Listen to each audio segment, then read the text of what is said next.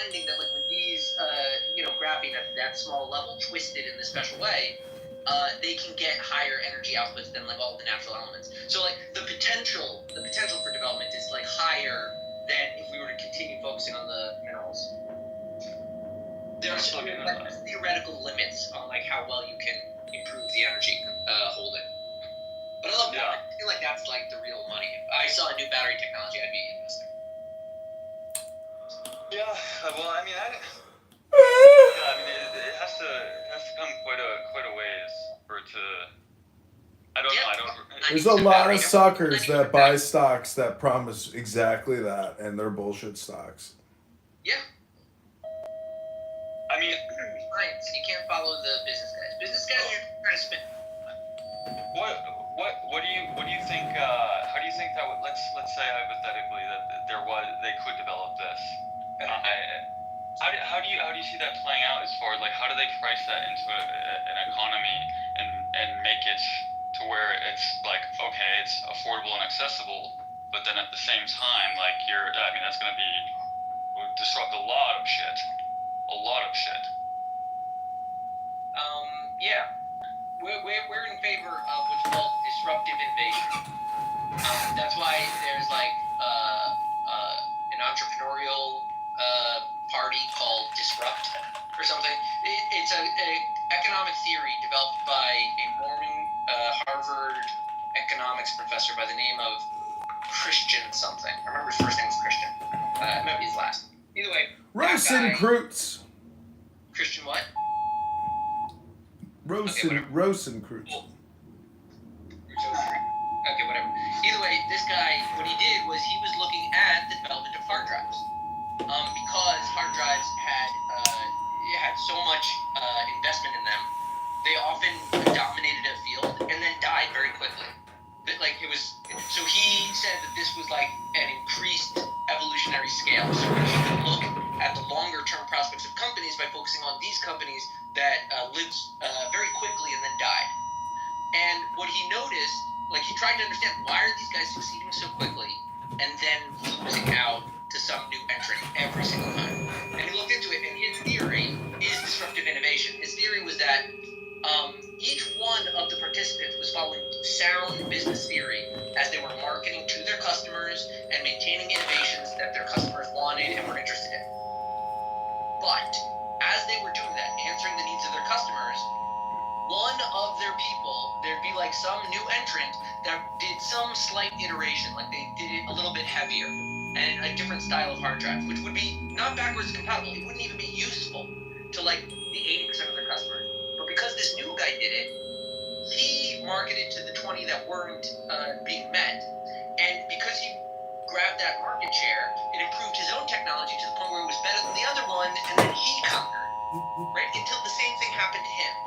And it happens over and over. As the people focus on the desires of their customers, they miss out on tiny complaints from a small percentage of their customers that then become met by a new entrant, and the innovations and technologies that new entrant engages in topples the existing hierarchy. And that's why they call it disruption. So the current theory in entrepreneurship and business, and especially Silicon Valley, is try it, and it's great. If you fail, great. If you succeed, great. Everything is a new attempt to dismantle an existing norm, whether it be Google, Apple, Uber, Twitter, all of them are subject to conquest. I get it, but in this context, we're fundamentally talking about energy, which is the most valuable thing, and it's effectively making it as efficient as possible. And there's always going to be the need for energy. And so I think it's a little bit different because if at some point you make it so efficient to where you're in a spot where, okay, you create something that someone can buy once and they never need to purchase it again. I'm like making it very simple, obviously. There's not really what's the incentive in a capitalistic society to do that? What? To have the everlasting gobstopper. right? The thing that runs Yeah, forever. but you guys are Because assuming that just because you make a new iteration, it's going to be commercially successful or exponentially commercially successful. There's a whole mimetic, marketing, linguistic communication component that makes that successful. There's just so much that goes into it that to think that just because you create something a little better that it's going to, become the big next new thing. It's just not true. It's not because you make something a little bit better. It's because of the customers. It's some unmet need, and that gives you fuel to outperform. And the innovation, right? The point is that young companies are more dangerous than big companies. Young companies move quickly and break things effectively. And it doesn't even matter if they do because they're small, right? It's sort of like guerrilla business warfare. And we've discovered that guerrilla business is more effective than classic. Well, look at Skype. Skype is shutting down. Microsoft is shutting it down and forcing everyone to Teams. So when you become a $2 trillion company like Google and you have Google Ventures, you just buy that startup, dissolve it, and incorporate that technology into your pre-existing platform. I mean, that's the whole monopoly busting, reason why I guess in America, we have this sentiment that we, have Bigness fair is bad. play. Yeah, It's an old antitrust. bigness is badness. Bigness is badness. I when I was much younger, I've always owned a lot of domain names, but when I was in high school, I registered this name called Gary Riegsecker because I read about him. He was the antitrust lawyer that took on Microsoft, and he made like hundreds of millions of dollars in the process. And so he sent me the most threatening letter I'd ever received in my life up until that point. And because I own GaryRiegsecker.com, and as a lawyer, you're like, you want to protect that. So he went bananas and said, if you don't release the name to me right now, I will basically squish you and kill you. I was like, okay, Jesus, you can have your name.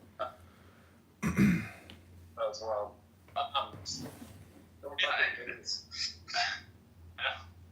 That's true.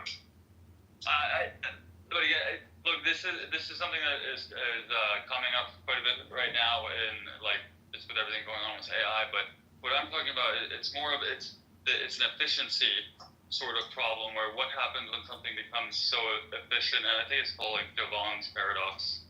Does the demand actually increase because something is so efficient, or does it become so efficient where the demand for it is almost, it becomes non-existent because of its efficiency? I don't think that value is identified by justifying someone's continued existence. Right? Netflix does something like they fire themselves when they're no longer useful to the company, or they did well. Meaning, like, you got to realize that in the end, all of these business strategies, every story of every business, is some attempt, some story people are telling to convince people to give them money because they're helping them so much. And people make their cases. Amazon can prove that it's helping people. Facebook maybe can prove that it's helping people. Google can prove that it's helping. Apple can prove that it's helping people. The publicly traded companies are proving every day in dollar value that they are helping people. Yeah, it's the data analytics. It's the back end. I used to sell digital advertising to car dealerships, and I would just say to them, "How much are you spending on your local newspaper every month?" I was like, "Well, show me the back end analytics of that." I'm like, "I can already show you what your cost per new user acquisition is. It's right here on the dashboard. If we just up it by 50%, you can expect an additional $6 per customer." Like, you can just once you can prove somebody the math, or at least have the conversation. That hypnosis alone makes them lose confidence in the other executive who's selling that person that ad space. Again, I want to be clear. They are making the case to prove that they are helping people. Like you said before, they could be lying. They could just invent numbers. They could be screwing people over and then only reporting the good stuff. There's things that they do. The whole point of the reporting regime is, like we were saying before, we love our records. I also did real estate at one point, and this woman gave us a seminar. She was like the top grossing real estate agent in Northwest Indiana. She was doing like close to $1 million a year in that. And all she did was dominate the local newspaper space. She didn't do any digital advertising, but she created a market basically in the local newspaper by dominating like one page. And she was essentially the listing broker for the whole fucking Northwest Indiana, because everybody was getting that newspaper to a certain extent. So if you can control the communication, you can control that marketplace or that industry.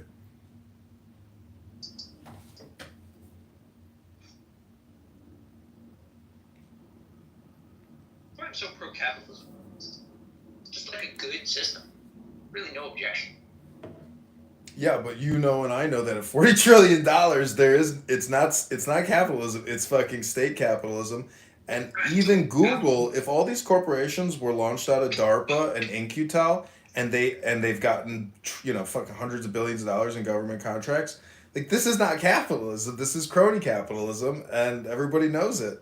And it's really just how much can you get out of it until the spigot turns off. And now that the spigot is turning off and Trump is essentially cutting all spending, I mean, even all purchase cards. Do you see the whole news article about the purchase cards in the U.S. government? First shuts off. This is America. He shuts off the spigot for some. He turns it on for others. Right. Right. That was the thing. Like Teddy Roosevelt was known as the trust buster. That he beat down all these trusts. And if you look at the trusts that he targeted, he left some of the trusts intact. He busted some, but left others alone. Mm-hmm. And then after he was replaced, that guy went after the other ones. You see, it is a bunch of sharks devouring each other, but they're doing it in performance of our improvement of life. They're just killing each other for our amusement. It's like the gladiator ring, except we get stuff out of it. Well, when Carnegie died, you know what was left from his fortune? I mean, it went into like a national library building project. I think that's considered like one of the greatest nonprofit activities from an estate of all time. Considered, to be a very benevolent act of charity. Like the Romans, if you were a very powerful Roman senator or statesman, you would build public works in Rome, for the constituency, for the people, to reward them with, the massive profit. But where in America today, other than Donald Trump building a fucking ice skating rink in Manhattan, do you see any billionaires doing like huge civic endowments? I know they're out there, like Ken Griffin. He did the Field Museum here in Chicago, and I'm sure there's other huge donations. But where is this Bill Gates and Warren Buffett pledge to essentially spend their, $400 billion? I understand that their pledge is to donate at least half of their net worth before or upon their death. You said at least half? Yeah, at least half. Like that's the billionaire pledge that I think Gates got Buffett and Fucking Warren could be days away. He's like 90 something now. I guess. Do you know how much he just paid in taxes? Like he supported the American government so much. How much was it? It was like $24 billion personally. It was ridiculous. Yeah, that's what I don't get about the people that are like, they need to pay their fair share, dude. The wealthier are the ones that literally support. Well, he's famous for saying that his secretary pays a higher percentage of income tax than he does. Yeah. I mean, she has different types of assets.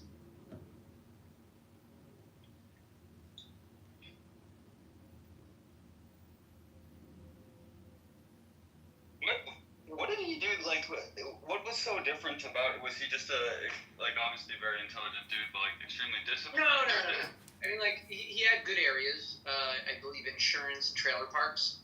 And he understood the field better than most. Like insurance. Not a lot of people really understand the ins and outs of insurance when it's good. And trailer parks is a specific type. So he had a bit of a niche. He worked on it slowly and patiently the same way for 50 years and became better than anyone that's ever looked at it. He essentially was doing a podcast too with that Charlie Munger. Like every year they would have their Berkshire Hathaway a corporate board meeting, and it's essentially a podcast, and all kinds of wealthy executives, a lot of financial advisors, entrepreneurs, self-help people, they all flocked to the Warren Buffett annual meeting event because it was essentially it was 3 hours of wisdom from supposedly the smartest people in the world. So they used that speaking engagement to further promote their brand and develop connections. So also think about it cynically. A, yes, he is wise, he is capable. B, doesn't really matter if he's wise and capable if everyone in the world is listening to him because of his billions of dollars. So no matter what, you want to hear what he has to say. But it wasn't just him. It was that guy Charlie Unger. Like if you've ever actually listened to their conversations, you realize that his partner carried half that load. Like his partner may have even been a little smarter than Warren, just like a little bit. But that partnership, I think, is also what really created that success for them because, when you have a perfect partnership, it really is 1+1 = 3.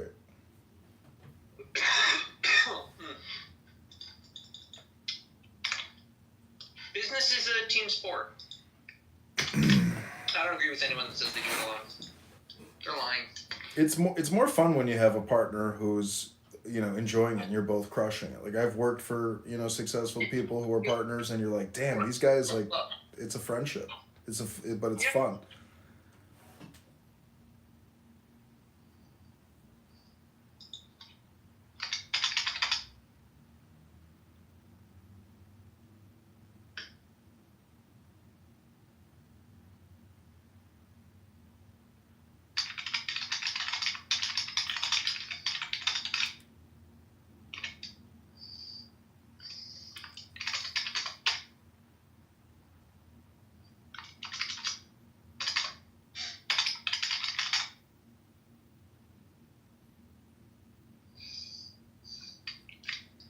Like said, do you have a paralegal or an assistant that does work for you, like full time? Not exactly. I mean, I work at a firm, so I have a team. Yeah. And a lot of people that do my bidding as I send them emails. But not like, yeah, one-on-one. They're more like paralegals for the clients. Mm-hmm. Right? I mean, like they're the points of representative for different tasks that I need, mostly with client interactions, so that I can focus on the lawyers. What are your most difficult, challenging tasks that you have to accomplish, monthly or biannually or something? It's not difficult. None of it is difficult. It's just time intensive. It's work that needs to get done. A lot of people are complaining about a lot of different bits of money for different reasons, and I have to talk to all of them. Mm. So what's the friction then? Like, why can't you? How do you develop a deeper flow state in your business? Deeper flow state. I don't know what you mean. To me, I like a job where there's always something to be done. In this case, because I have so many files and they are not very complicated legal issues, I constantly have something to do. That motivates me because I get a little dopamine hit every time I do something. Mm-hmm. Sometimes I joke and I'm like, I hate you, email, die, gone, away. It's all just play. Yeah. That's right. Well, if you were, go ahead. I was gonna ask if your employer was like, McZed, how do we expand the business? Tell us what we should do. Like, what would you tell your, the owners of your business? Or I don't know if you're a partner, but if you, Another area of law, but right now we're in a specific field. It's pretty good. We could branch out to other areas, but it would require different types of marketing. I don't like focusing on the business aspect. I like focusing on the law. But what about software as a service for law firms? I see so many AI legal bullshit. I have a file manager, so that's pretty similar. What about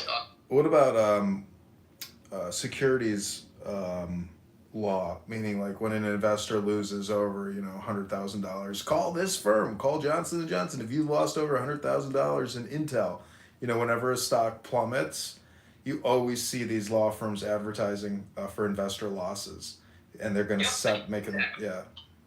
I used to draft those press releases.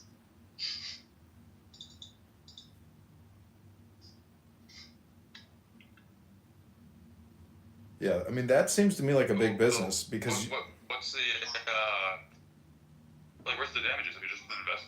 Because let's say it's arbitration. You go to it's against the broker dealers. So if you have an account with J.P. Morgan, Goldman Sachs, etc., and you lost a substantial amount, you can go into arbitration with that broker dealer, and you know, if you get half of it back or a quarter of it back, you know, you're going to have to kick up 60% to the lawyer, but at least you're going to get 10% back, 20% back of whatever you lost, you know? You get a third, not Yeah, 60. third, okay. I'm just saying, I've traded stocks for 20 years, and I have seen those advertisements from these law firms in the Yahoo Finance news feed forever. Yeah, And I'm there's just like, what a like business. they send out as soon as there's a dip of a sizable enough thing. Anyone that calls, they wrangle together and then negotiate it, and it's mostly like just a shakedown.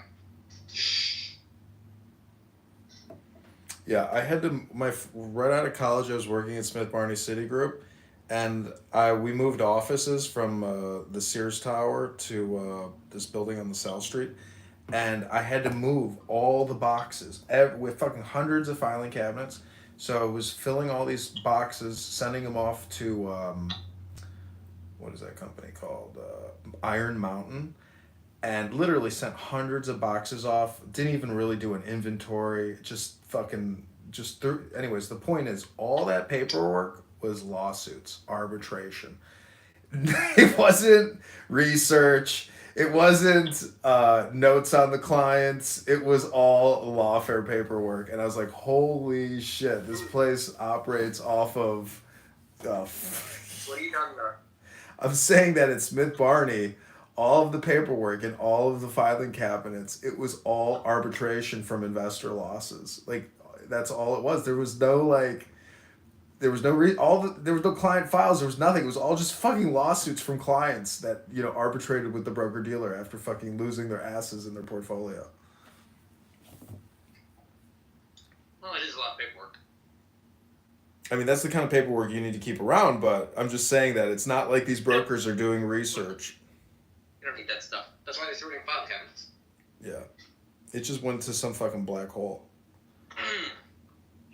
That Iron Mountain makes a lot of money because they have so much stuff in storage that so many of these corporations have just forgotten about and could give two fucks about, and they just keep paying the monthly storage fees on it.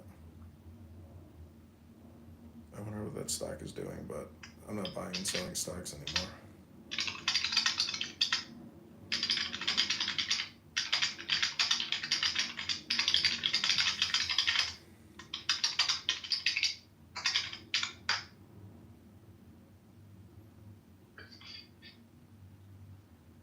I think it's gonna be interesting with the whole with AI and the legal system. Like I'm assuming I don't know shit about the legal system, but I'm guessing like a lot of the like Lerner and Rowe, like these maybe it might be more local where I am, but like the accident, you know, get hurt in an accident, etc. I'm assuming they just like outsource all of the labor, for lack of better terms, of all these claims that come in, and that might be like I don't know exactly what you do, like I said, but I'm guessing like it's something a firm like that is going to probably be much more hesitant to adopt something like AI, just because of like, you know, it's not. I don't think you guys are just trying to increase volume. Volume is all that matters.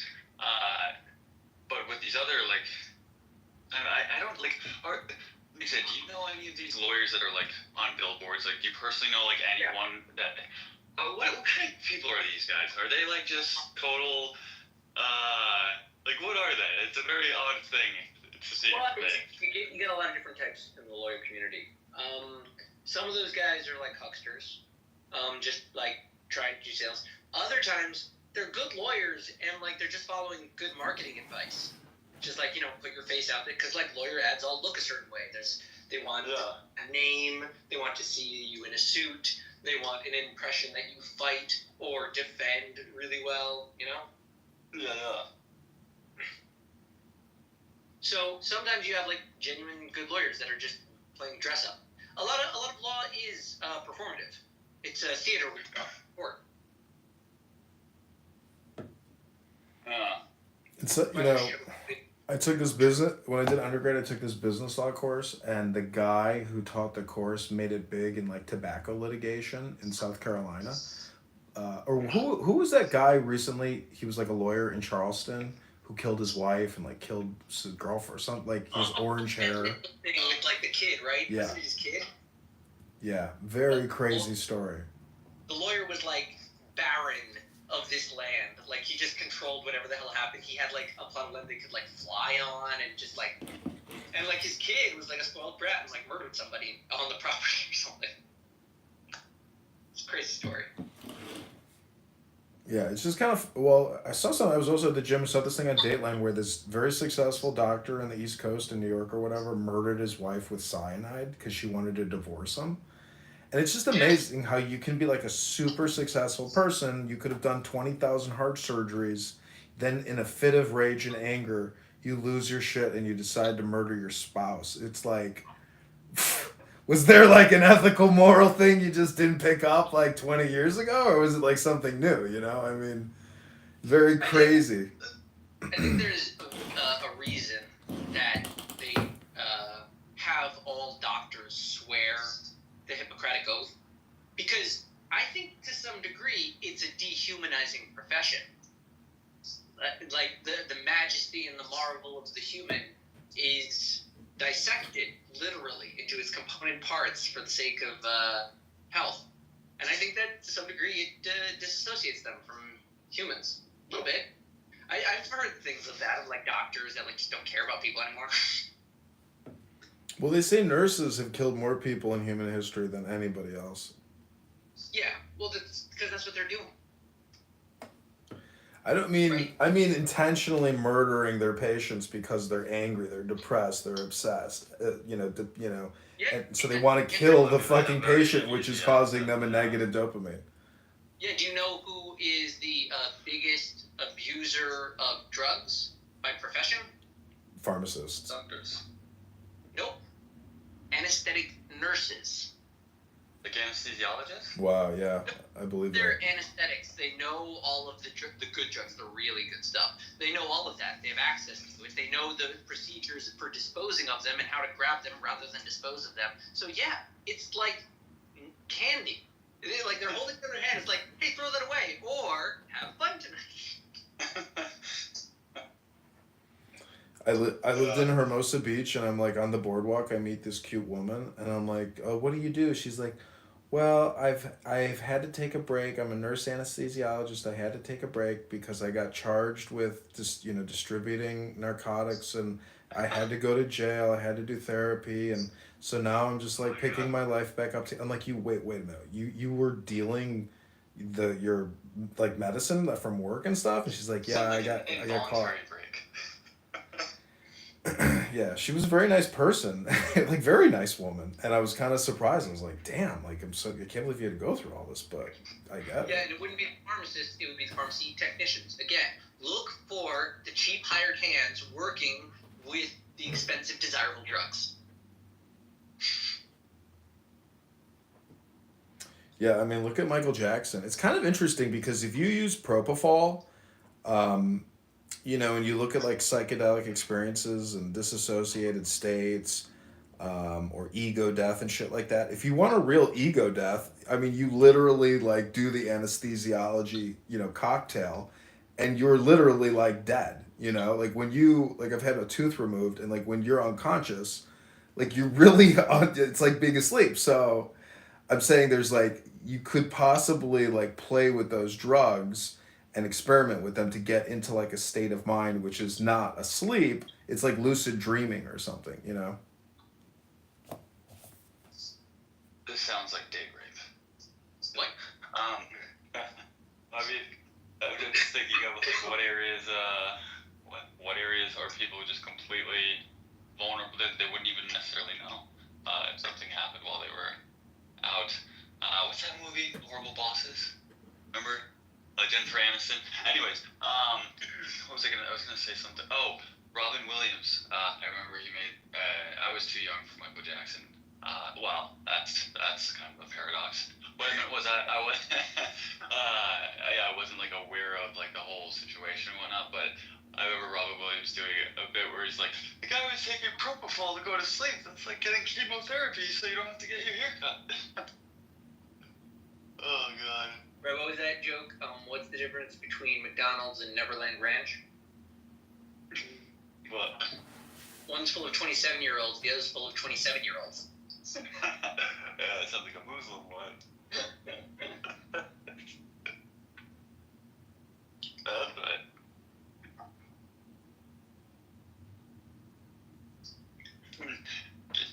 You guys know Sig on here. He PTR'd. I guess his family was like big in the music industry, but he PTR'd a photo of his mom from like the 70s or 80s with Michael Jackson when they were still like I guess it was during his last tour, and bro, I didn't even recognize him.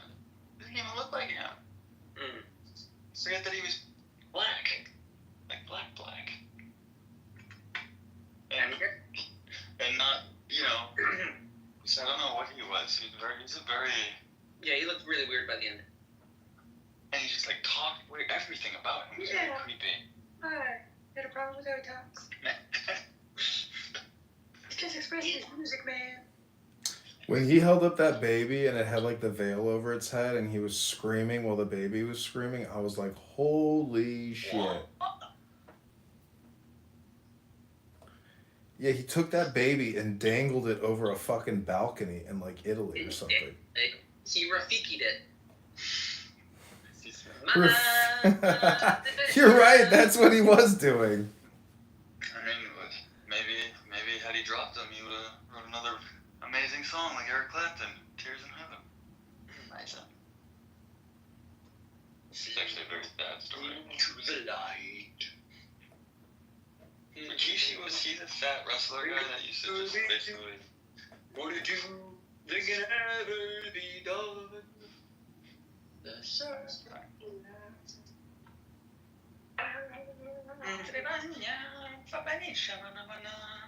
Yo, I saw the second one for like the first time, and Lion King was one of the few cartoons that I watched when I was a child. Very deprived. I loved that movie. The second one was horrible, dude. Horrible. Second one, you mean? The, like, where it's the kid growing up, and he's, like, basically a beta. The made-for-Disney direct-to-video, right? They've had a few Lion Kings. They just had a prequel, I think, called Mufasa. They had the live-action CGI remake. So I'm talking about the Every sequel, week like in where Marshall the Store. I'm saying the sequel is direct-to-video. That's not like an official sequel. Really? Yes. It's like the sequel to Aladdin. I really didn't watch Disney. I don't want to at all. Okay. But hold on, I don't trust you here. You might be wrong, but you might be right. Let me see. Direct-to-video. That means it's not official though? Like, It means there was no distribution on it. It didn't play in theaters. Like, you can consider it as canon or not. It's, was it at all have to do with the timing of when it came out in COVID, or it had nothing to do with that? It was just a total... It came out during COVID. Let's see. It came out There's a Lion King 2 that came out in 1998. That's what I'm telling you. What? And I think there was a third, or 2.5 maybe, was what they called it. Look it up. This is new. And that... Oh my god. Simba's Pride. Yeah. Did I watch watch a 20-year-old movie thinking it was a new one? Yes, probably. No, this was... No. And there's Maybe. also they also had a series off of like a leopard guy, I think. And they had like magic team powers, like it was a leopard and a lion, and like I think they had a bird helmet. Cartoons. Oh my god, I think I did watch the 1998 one. No, it can't be because it was too, like, there was too much bullshit. No. No way. Can't be. That's impossible. No. It's impossible. Search your feelings, you know it to be true. No!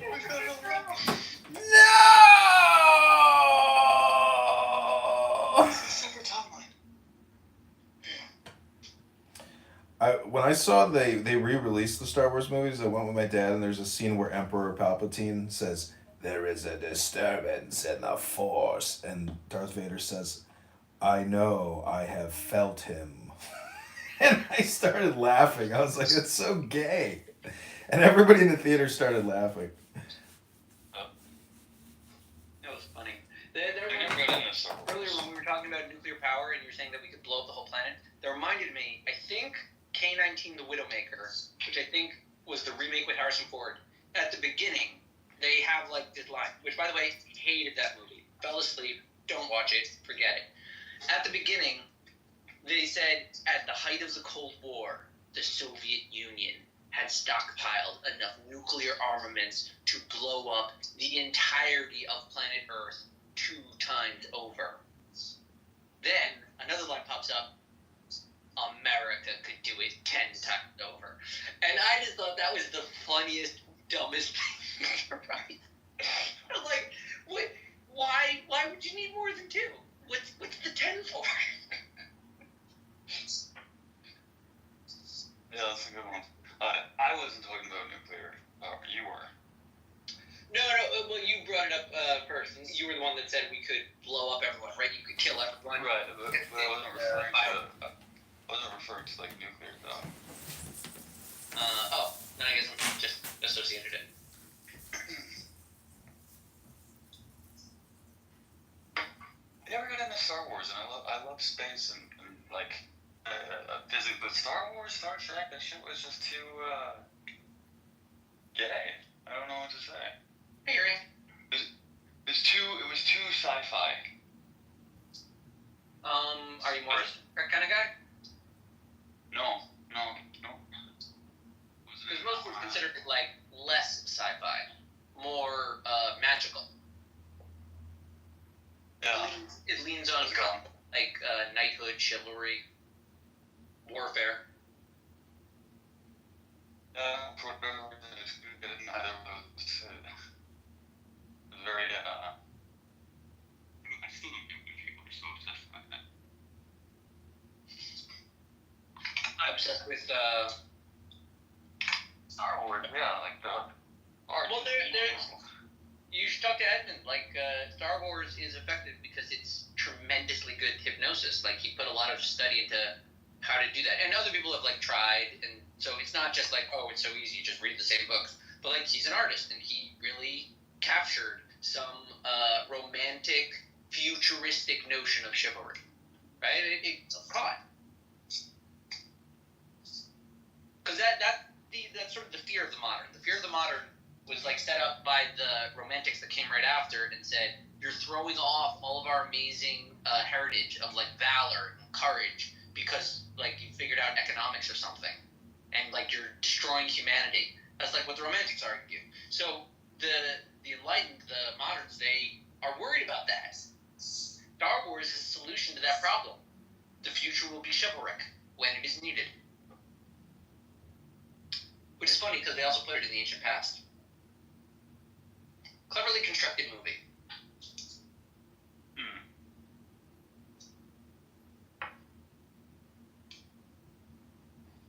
I love watching Well, it's kind of interesting because I take it as in a model that was Star Wars. I see them try in like what was that, Jupiter Ascending, Dune.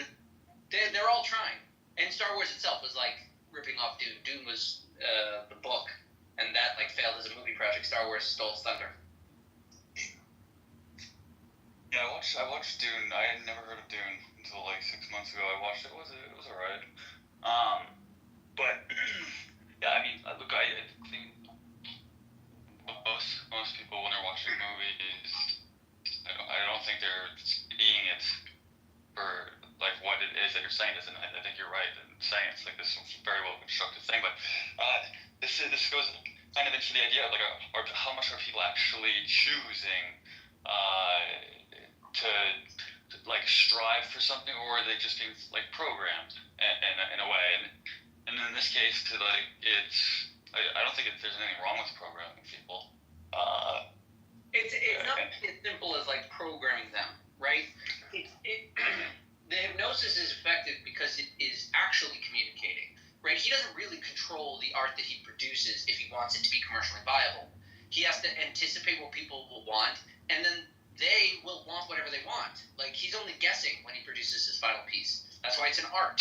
And what people find in it, that's more on them than on him. He doesn't really control that. The people do. Yeah.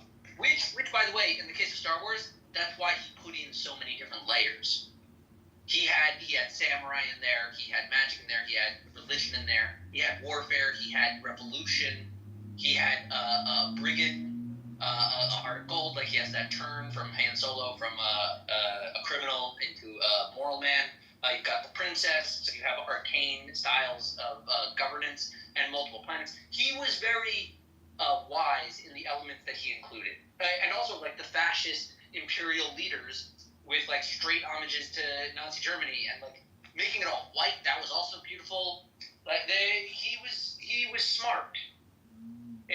Like if you look at his other stuff, like THK, you can see he had big bold design ideas, but THK is dog shit. Nobody likes it. It's a boring movie. It's not Star Wars. But if you watch it, you can see that he has an aesthetic choice, and the people enjoyed the way he did it in Star Wars.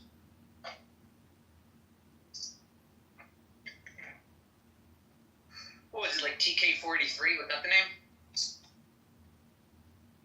Or THX-483? I think something like that. He had a dystopian future story.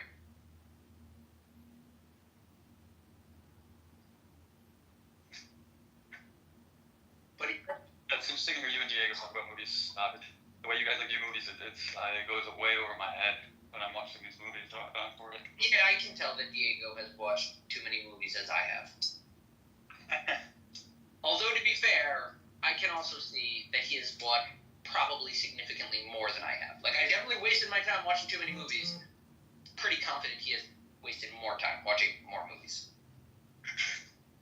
Yeah, but what I noticed with both of you guys is that, like, you both kind of, or maybe I'm just the one that's lacking, but, like, you both sort of really have a grasp on, and you obviously are a lawyer, with how important it is to, like, tell a story. Yes. That shit went over my head. But it is interesting. Yeah, I've always liked movies.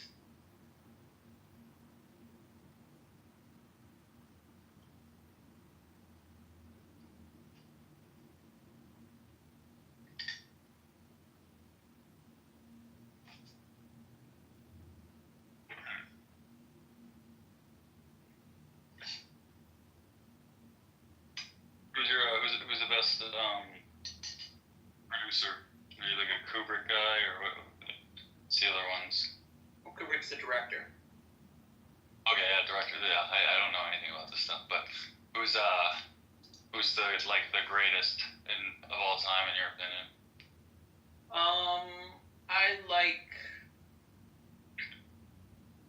I mean, different directors do different things. They all have their own voices. I don't like comparing them, but I do have some like favorites. There's a few that I like a lot, like Tarantino. I'm a huge fan of Tarantino. I also like the Coen brothers. I think everything they make is amazing. I also like Rian Johnson. He's fun. I like a lot of different directors. They have different sensibilities. They pull out different things in film.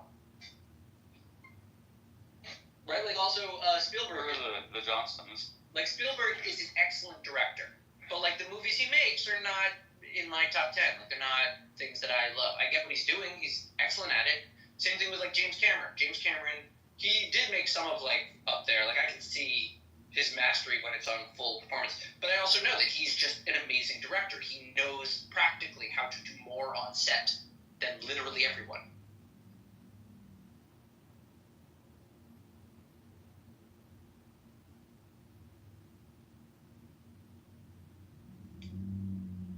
I remember something about Spielberg, and he started like trying to make movies when he was like very very young, cutting up and piecing together like old like World War II footage and whatnot to fill an area. It was pretty Bringing up 18. Yeah, I'm grilling a Oh, steak. did I already? You're going stick in the car? 18. What? Oh, so this is going out already? Yes. Oh, okay, I should update that.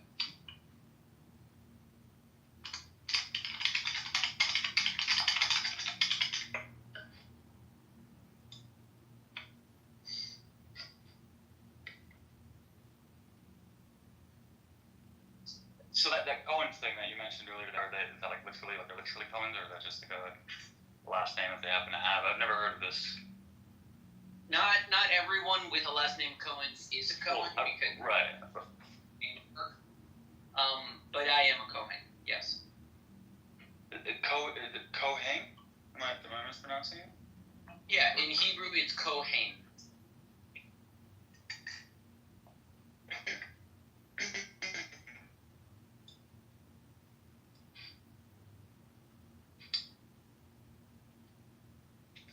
So what would happen if you did want to marry someone who wasn't in that sort of like your whole? I wouldn't want that. Actually, there was a girl. To be fair, this was after I was already married, so I really was not interested at all. But there was a woman I met at work, still very close friends with her. I think she's like got a bit of an Italian background, but either way, she and I just like gel. It was insane. Like we were just like rat-a-tat, loving everything each of us was saying. It was a weird rapport that happened instantly. Like we only worked together for like a few months. We're still kind of close. We catch up every once in a while. She just had a kid. That's like an example. Like I found someone that would be a prospect, but I'm not interested. They're not chosen. No, I don't want to. Think of it this way. If I decide to marry a non-Jewish woman or someone that like I'm not allowed to under Jewish law, then I'm taking away the option from my kids. I'm not letting them decide if they want to be Kohanim. I'm just taking them out. I'm saying like, all right, you're just not going to be a priest. And I feel like that's disrespectful to my ancestors, right? 100%. If they preserved it to the point where I am actually a Kohen, it's kind of rude to just like throw it up because I saw a girl I wanted, you know? Yeah, I get that. So I never, like I thought about it a bit when I was a kid, like what would I do? How do I, like maybe throw the whole thing away? I was never antagonistic against it, but it just seems like a reasonable restriction. Like, okay, I see plenty of Jewish girls, cool. Doesn't seem that hard to find them. Yeah. Is that like what percentage of Jews are Kohens? Like a very super small?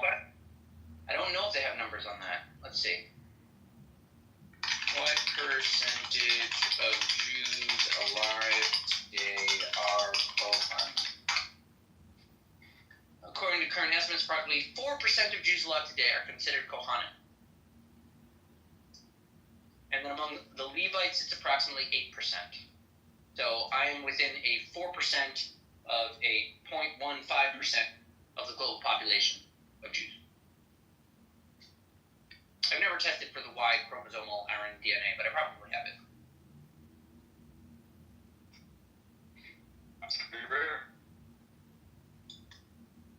You know, it doesn't really matter. Unless anyone wants to get that temple started. You tell me when they get the temple, I will report. Like, I've heard this name before. Cohen? Yeah. It's popular. Common.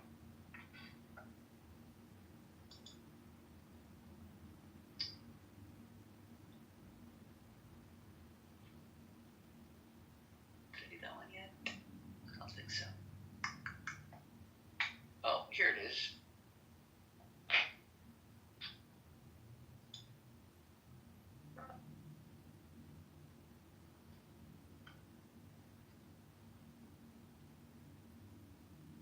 Remember,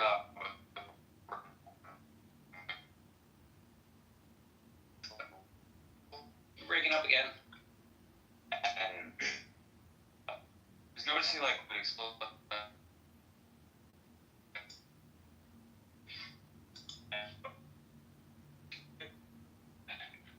more eye to eye with like the Jewish interpretation on certain things, and that's when I was like, no, I'm wrong spot. I didn't know that.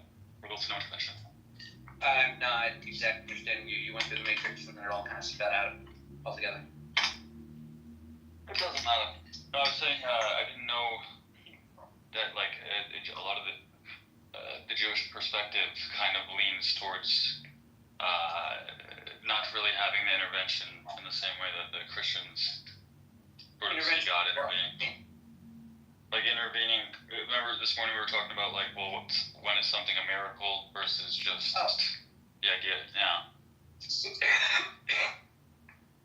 Well, I do think that the essence of the idea of a miracle is some kind of event that occurred in history, which a religion utilizes to make a point about reality.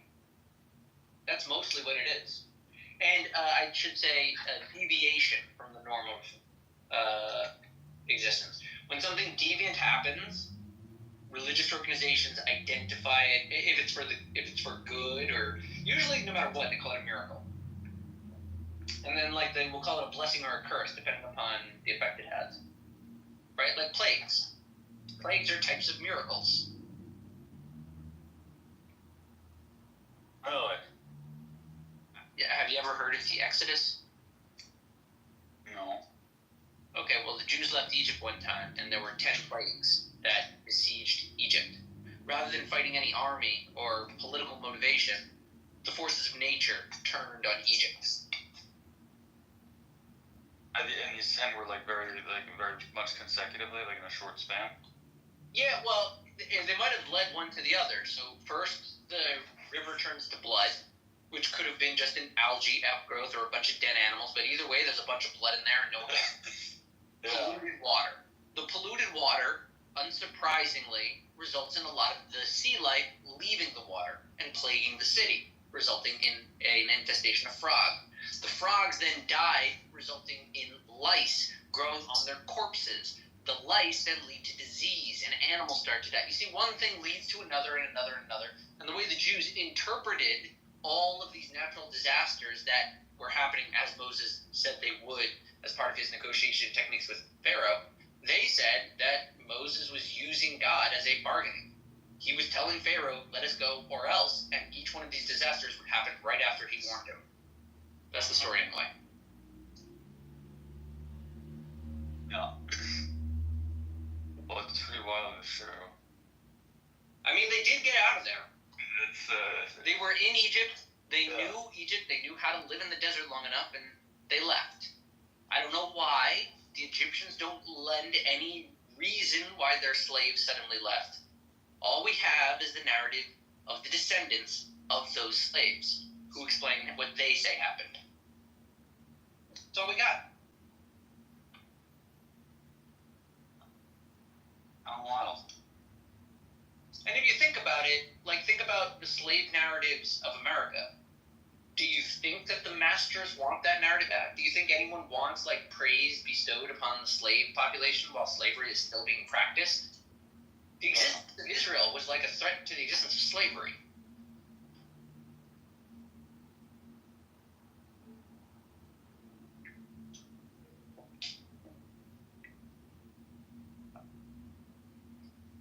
That's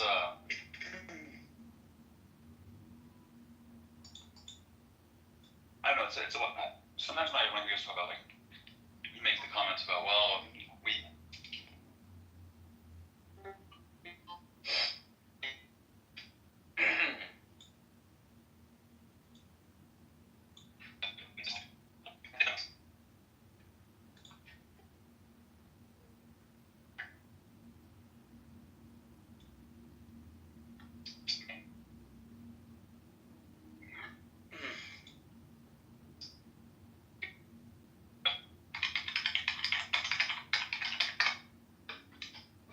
Oh, come on.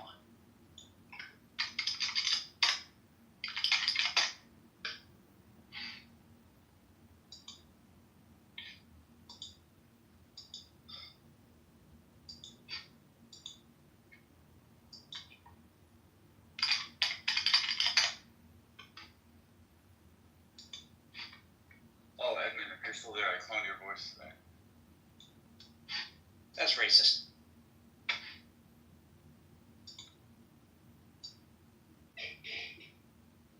Cloning is interesting too. You're going to have people developing armies.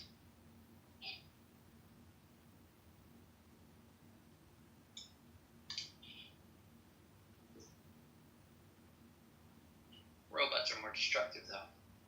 Do more with less.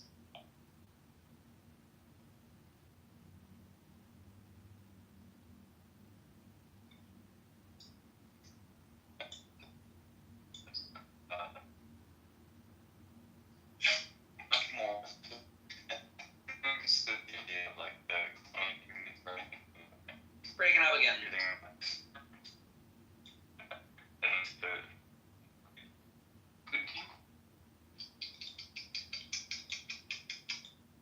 Done. And they, in theory, clone a human that doesn't have to go through the developmental phase. They don't have to wait 30 years from. No, that's just sci-fi nonsense people make up. If we could do that, wouldn't we just do that to kids if we wanted?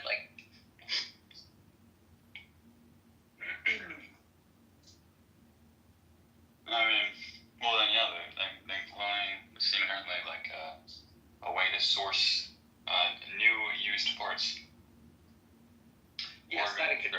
They have that movie, The Island, where clones are just hanging out in what they believe is a utopian society. Really, they're just being cared for so that their organs are ready for harvesting when their host subject needs it. One good bit about that was that they had a big black guy there, and he was there for 2 weeks, and then they said, "Oh, congratulations, you won the lottery, right?" Because they're gonna kill him and take his organs. And I was like, why would that happen? That he would be there for only 2 weeks? They said because he's a professional athlete, so he needs organs more ready. That's yeah. Isn't that hilarious? I like that because that's thinking through the actual economics of the thing. No, I know. Yeah, well, I was going to say something racist, but yeah. Yeah, There's that. That part was racist. Really? The one guy you kill early on to show we mean business is a big black guy? Well, I was leaning more along the lines of why would you even clone one? Just kidding. Oh god, that's terrible. Yes. But I'm not sure.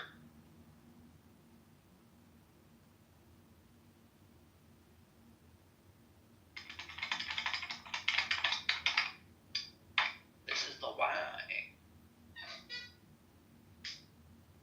Have you seen the Bruce Willis movie? It's called Surrogates. Yes, a long time ago. Yeah, I saw that for the first time a year and a half. That was an interesting sort of concept. Yeah, every once in a while the sci-fis have some nice commentary.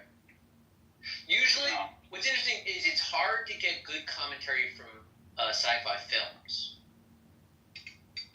Because it's just if it's trying to build up a whole new idea, it's just not enough time to play with it. It's just not a good medium. That's why sci-fi was written in novels. You can do short stories, I guess, but that'd be more like a short film. There's not a good. It's hard to get good sci-fi movies. Is there an element where they're somewhat trying to maybe be relevant or on the right path, what things might be in 100 years? No, I just think it's the wrong medium. Look at Tarantino. Never did sci-fi. Never. He did samurai movies. He included some magic in his movies, more than sci-fi. And I think it's because it doesn't work for movies. Yeah, and he likes sci-fi. He's a big Trek nerd. He was thinking of doing Star Trek for his last films.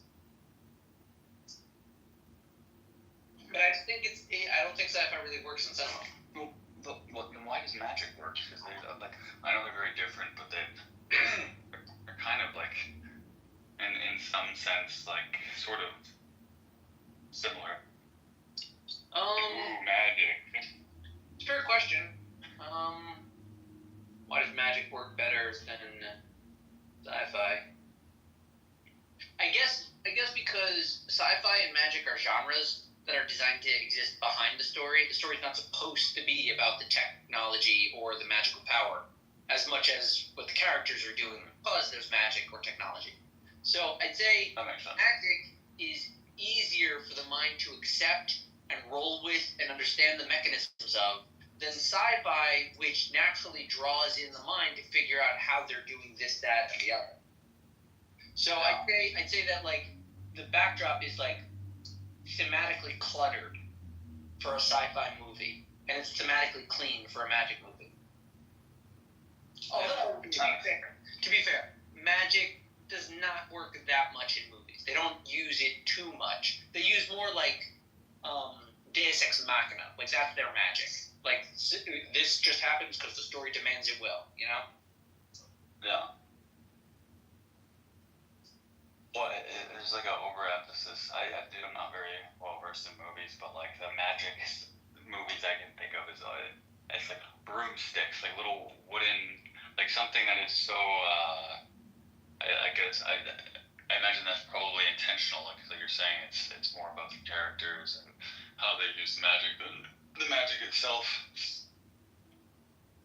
Yeah, I find magic to be narratively usually pretty weak.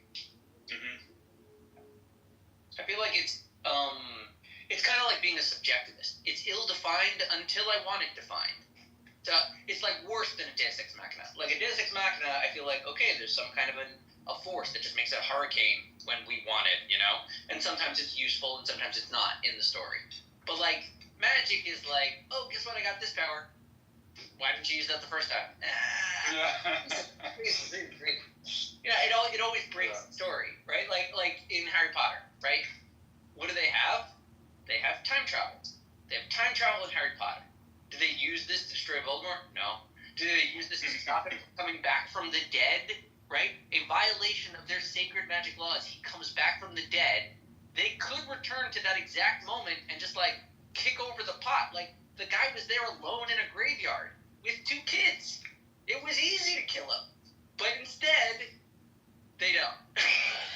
Well, yeah, vice versa with Voldemort, right? Like, he somehow couldn't kill Harry Potter, and then, well, why not just go back and finish the job? No, the reason, they fixed that narratively within the story. The reason Voldemort couldn't kill Harry Potter was because he had an enchantment on him. His mother died protecting him, which was an ancient form of magic, of self-sacrifice, because we're all Christians. And as a result, Voldemort couldn't. No, seriously, because they're fucking Brits, and that's how they think. It's the same thing with C.S. Lewis, right? Did you ever see, like, what happens to Aslan? Aslan sacrifices himself. He shows up to the witch, and she shaves his head and kills him on a rock. He rises the next day, because he says she didn't know that there's an older rule that if you die for noble cause, you always come back. And I'm like, fuck you, Aslan. No, I don't even know what that movie is, but that is kind of funny, actually. It's The Lion, the Witch, and the Wardrobe.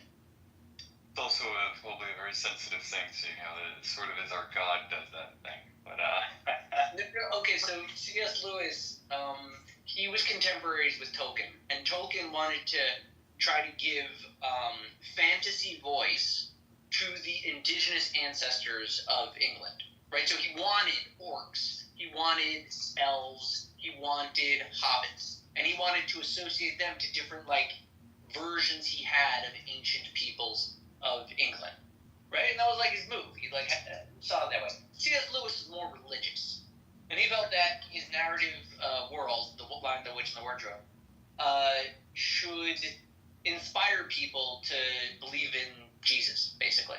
So The Lion, the Witch, and the Wardrobe, the fuzzy, valiant lion at the center of the story dies and resurrects to move the plot along. I did not think. I've seen The Lion, the Witch, and the Wardrobe, whatever the fuck that's called. I had no idea that there's some sort of Christianity layer. Oh yeah, dude, he like shows up to like a giant stone pillar or something to the witch, and he like surrenders. She shaves him, kills him, he's dead, and then the next day rises up. Which, like, listen, to a Christian, I'm sure it's like, oh my god, I knew that was gonna happen. For me, I'm like, fuck you, he was dead. Like, if you don't want him dead, don't say he died. Say that, like, she's trapped him or cut off his tail. I don't care. If he's dead, he's dead. You don't kill him just to unkill him. Yeah. Well, I mean, is there more to it than that? Like, like, being tied to the Christian thing? Because it's, that. You don't think, Because he has this thing where Aslan returns, right? he exists in their hearts, and he's always the king that will return. Like you just gotta look through that book. Yeah, it's very vague to me. I don't remember. Oh. But he mostly like builds up a fantasy world where people can act with like totemic representations of different Christian concepts he was playing with. That's why it's very popular amongst Christians. So you guys don't control all of Hollywood, I guess. Just No. most of it. I mean, it's more like there were a lot of Jews in vaudeville, and there was entrepreneurial interest and new technologies. Like the history of cinema is entrepreneurial. Like if you ever see that movie, what was it, Babylon? I think they showed like what the early movie sets were like, and it's just like a bunch of yokels in the desert, focusing on like some little set that they put together. Right? They know how to build a set and put on a play. They're all vaudeville, and they just took pictures and recorded. That's it. It's just endless photos, day in and day out until the sun sets. And they were partying. Do you think they could have like foreseen the level of like cultural impact that ultimately is not in their time? Yeah. Everyone knew that the camera was amazing. The camera itself had already been worked on for a while. When they figured out motion picture technology and they saw the effect it had on people, they knew it was amazing. Like no one had a doubt about that. That's why they like ran away from Edison to go steal his cameras.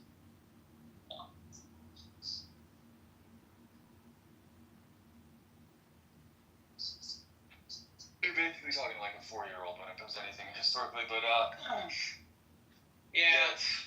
Yeah. People blame America for not being historically conscious. I think it's more a symptom of the Well, for me, it's just never interested. History has just never been. It's never interested me. But yeah, our schooling system does suck. But that has nothing to do with why. No, very little.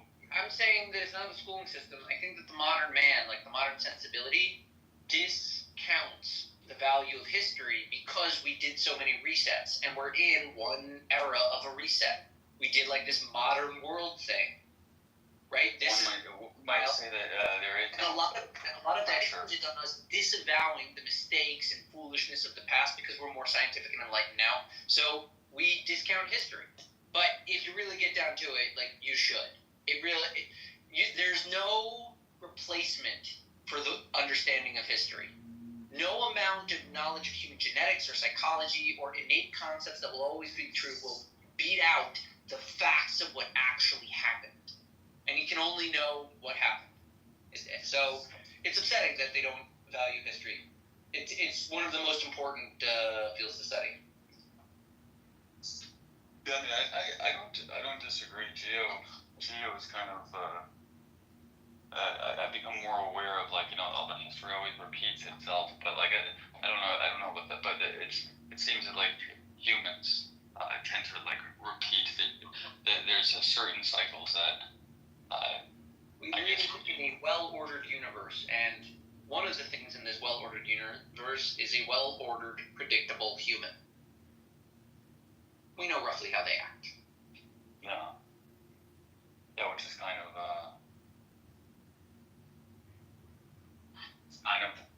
wild because it's. Yeah, we have some. There's so many things that you see today that you probably couldn't help but like maybe conclude that it's some aspect or some element of this must be intentional. The fact that people are making uproars about problems or things that like have kind of basically already been solved, or is it like this is part of a cycle that is going to happen again and again and again. It's not something new. It's just look back to find the answer and to see where things devolve to or evolve to. Well, you got to be careful, right?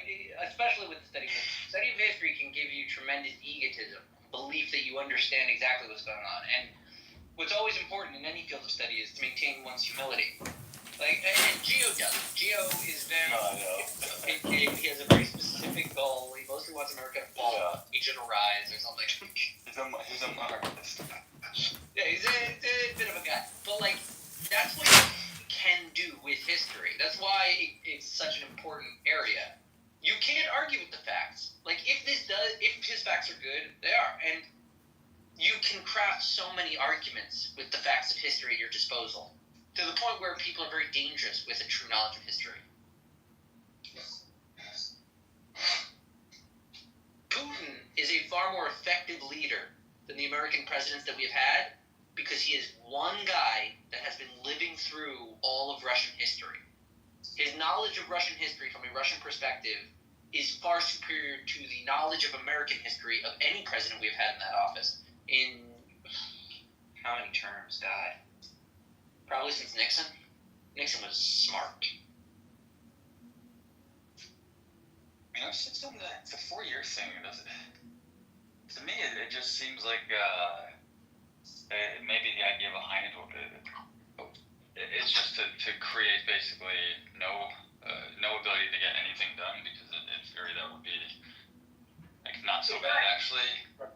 The American system is designed to get nothing done, unless the people's voice is clear.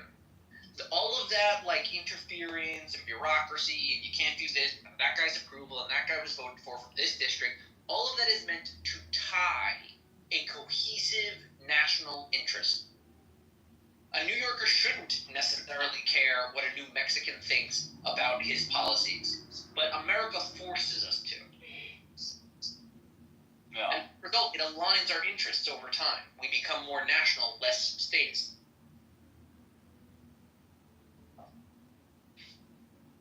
Because New York is stronger when they are concerned about New Mexico. When New York is only concerned about itself, it's weakened. The Federation is stronger. Yeah, but I mean, how does that work? Like, how does that work in a situation where you have certain areas that are they're completely opposed to each other, but like they've also been ran by the left in that respected area and by the right in that respected area, so they just inherently don't agree. How does that like round people to be more national? At their core reptilian brains, they all agree. They want power, and they want people to let them do what they know is best. They disagree as to what is best. And the only reason they disagree is because the American bureaucracy has skillfully divided them into two different camps. Okay, but what I'm They're just frontmen. But in the states regions, they're not. But the two camps aren't really an issue for the most part. Like they're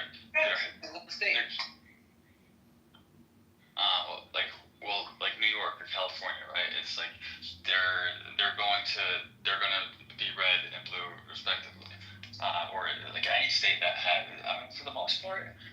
But what do they call it? The swing states, the ones that are. New York is blue. Yeah. Yeah. So like, so much infighting is really gonna, like, they're not being threatened by the other party in any way whatsoever in New York, other than at like a national level, right? Like, which is all kind of bullshit. No.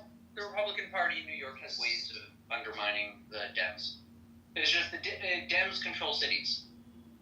That's where they're most concentrated.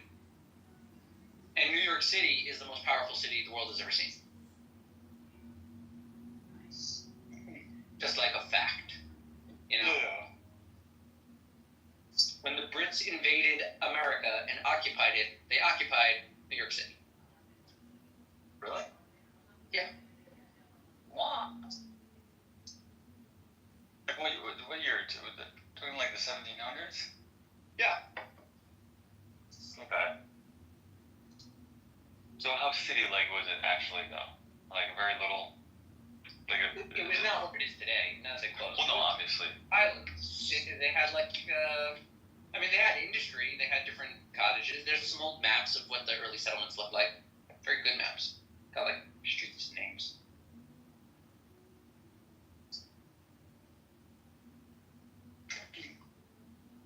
Right, I have to remind myself. People were here before 1776. Yeah. 1776 was when we had enough of the king. Yeah. No, I'm one of those stupid Americans like that. I just I'm very ignorant of history. I'm like, I just associate everything around that time. There was nothing before the that. Americans of being ignorant ignorant of history and like not being familiar with geography and the world outside, but if you ask the people around the world, they don't know history at all. They know it less. Well, listen, I think in the free speech, internet space of America, Americans educate themselves a lot. I wouldn't say that they have like a great understanding of history. They make a ton of mistakes, but like the people abroad, they know their history. They know jack about anyone else's history, and the truth is they don't always know their own history. I've talked to them about it, and they're just like, "What? This happened? When? How?" And why are you so certain that you have the correct version of their history? The internet? Yeah, internet.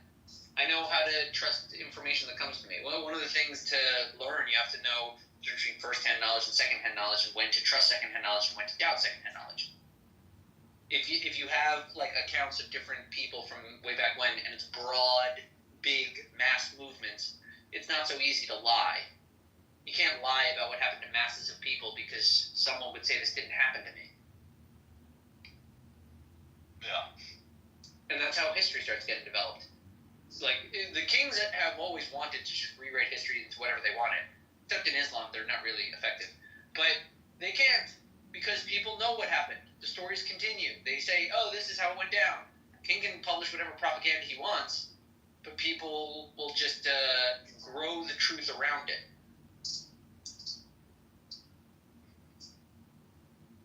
Yeah.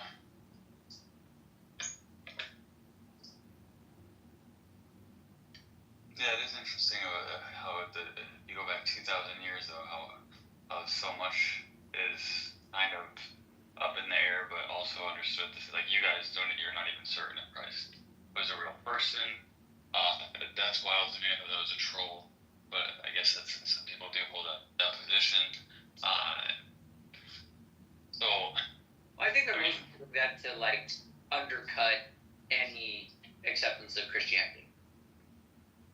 To me, that itself is like a rewriting of history, or not. Maybe I wouldn't say rewriting, but a lie from your perspective. Yeah, I think I don't see a lot of evidence to discredit the existence of a man named Jesus. I see plenty to discredit his divinity. That's child's play. But to discredit the existence of a kid named Jesus, that's kind of crazy. Well, I find it more like if it was a sort of nothing burger, like I find it more interesting how was this legend able to grow so effectively, so quickly? Well, listen, within the history of the Catholic Church, it depicts how it grew, and it very clearly grew after he was dead. So it, like, whatever might have existed while he was around, that's not Christianity. That was something that kid was up to. Maybe effective, maybe not, maybe overblown, maybe not. What Christianity is the story that Paul was publicizing, right? He worked with the early churches, but, like, he was the Herzl of Christianity. He wrote like crazy till he died. It took him 10 years, and he birthed Christianity. And I'm saying, none of those people that joined were like, oh, hey, Jesus, nice to meet you. None of them knew that. They knew Paul. They knew Paul's writing. They knew Paul's certainty, Paul's zealotry. They loved Paul. Something about Paul caught the world's view. You got to realize what story is being popularized, who the author is. It's nice that Jesus is the main character of the book, but he didn't write it. He had no editorial say. None. Yeah, that's like the thing I found most difficult with the Christianity. It's just that it's like there's two. I mean, I guess if I were to start at the beginning, then maybe it would all make sense and read the whole book. But there's so many different stories and accounts that for me, it's very difficult to. Like, I don't even know why these people are relevant. And when I found out, what was it, like, I don't know if it was Paul or one of the bigger authors, for lack of a better term, but they didn't start writing about him until like 9 years or some shit after, but like a very long time after his death.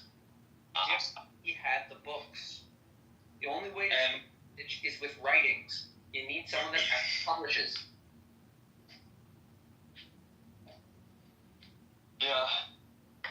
what's your take on like the whole the parting of the sea, all that craziness, Moshe Rabbeinu stuff? Like, is all of that just kind of a tale from the Jewish perspective, or? I mean, it is a story, but we also got out of Egypt somehow. I don't have any better explanation for it than the story we've been saying since the beginning. It's also, honestly, if you dissect the claim, it's not that miraculous. Which claim? That the Jews negotiated their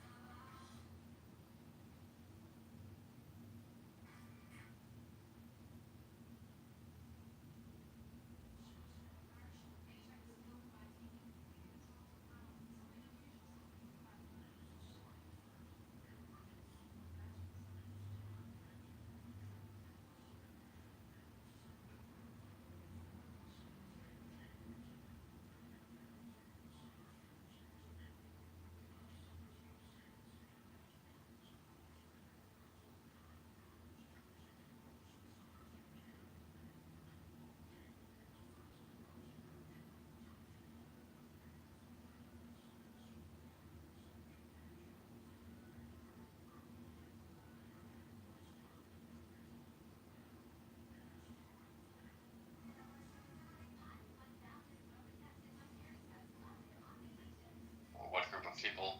Obviously, it's totally different, but I don't know. I mean, I know you guys wouldn't want to just call that luck, obviously, but it's hard to kind of rationalize. Like, God, I don't know. I don't know. It's very weird. It's a very, like when I was 12 years old and I played Little League, I could hit the ball a mile, everyone, I wonder how much of these biblical stories are, like, somewhat, like, overemphasized. Like Ezekiel, this is way off topic, but the book of Ezekiel. Yeah, Ezekiel has, like, metaphysics in it. Bro, Ezekiel, I can look it up. That dude was either on psychedelics, or he was fucking seeing the aliens, basically. Not in poetic fashion that doesn't ring as close to reality as other literature does to you. What, say that again? I'm saying it's a book. It's literature. It's written from a style. It's written in a different style from the 5 books of Moses. It's different style from Tehillim, from Mishlei. You're giving me like too much credit. I only know like a couple of verses of Ezekiel where he's talking about the wheels with the wheels and like it. Yeah. I mean, I'm saying that's prophetic writing. He's trying to provoke political action or moral improvement within society through his words. It's like a weird art form they had back in the day. That nigga was tripping. Let me put it this way. It's tricky to understand exactly how the Israelites would have interpreted Ezekiel in the time of its publishing, because it's hard to see what those Israelis were like. It's easier to get a sense of the slaves leaving Egypt, to understand what they're looking for, what their motivations are. The Jews in the state of Israel were divided over political issues. And it's just Ezekiel trying to speak to their specific theological sensibilities of a particular era that he's alive in. It's not going to ring sensible to most of us, which is why when the Jews interpret Ezekiel and Isaiah and Amos and many of the other prophets, when it's a prophetic writing, they're pretty close to look at what the rabbis say, because we have an oral tradition explaining exactly what the fucking wheels and bronze angels are. There's a scholarship to identify what the original meaning was. The real point of the commentaries isn't to give their spin or answer questions. It's to try to preserve the understanding as it was explained to them by their teachers and so on. Yeah, I mean, look, I don't know either religion well enough to be able to. It's a very odd play if he was intentionally trying to be artistic and using. Oh, he was. Why are you discounting the fact that he could have also been on a psychedelic trip? Listen, prophecy, when it produces a writing, is a production. It's a writing. It's a work. It's an art at the end. And that's a communication with people. If you don't know how those people speak, you don't know what he's trying to communicate. There's books that I could pick up that are unintelligible to anyone because they're not communicating. In the case, like Chaucer, if you want to understand Chaucer, you can't focus on your understanding of English. You can't focus on dictionaries. You have to focus on the rough understanding of English in Chaucer's time, because that's who he's writing for. You need to know their conventions, even when Chaucer is breaking them, right? Like in the Torah, right? You have to know the Jewish grammar to understand the weird contradictory game they're playing with the word Elohim. They jump back and forth. They treat it like a single, and it's obviously a plural, and that's conveying some points that the rabbis have remembered. But you can't just read it. No text works that you can just read it. Doesn't work. No. I mean, I'm gonna read this very short. As I looked at the living creatures, I saw a wheel on the ground beside each creature with its four faces. This was the appearance and structure of the wheels. They sparkled like topaz, and all four looked alike. Each appeared to be made like a wheel intersecting a wheel. As they moved, they would go in any of the four directions the creatures faced. The wheels did not change direction as the creatures went. The rims were high and awesome, and all four rims were full of eyes all around. I mean, that's I don't know. I don't know what to make of that. Would you like to research what the commentators say about these verses? Sure. Okay, what verse? The one that I just read looks like it's Ezekiel 1:15 through 18. Is the one I read.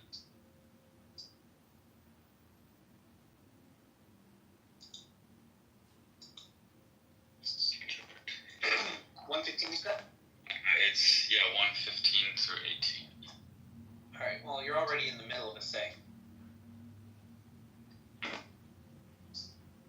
You're in the middle of a prophecy. 15 is 15 verses into the beginning.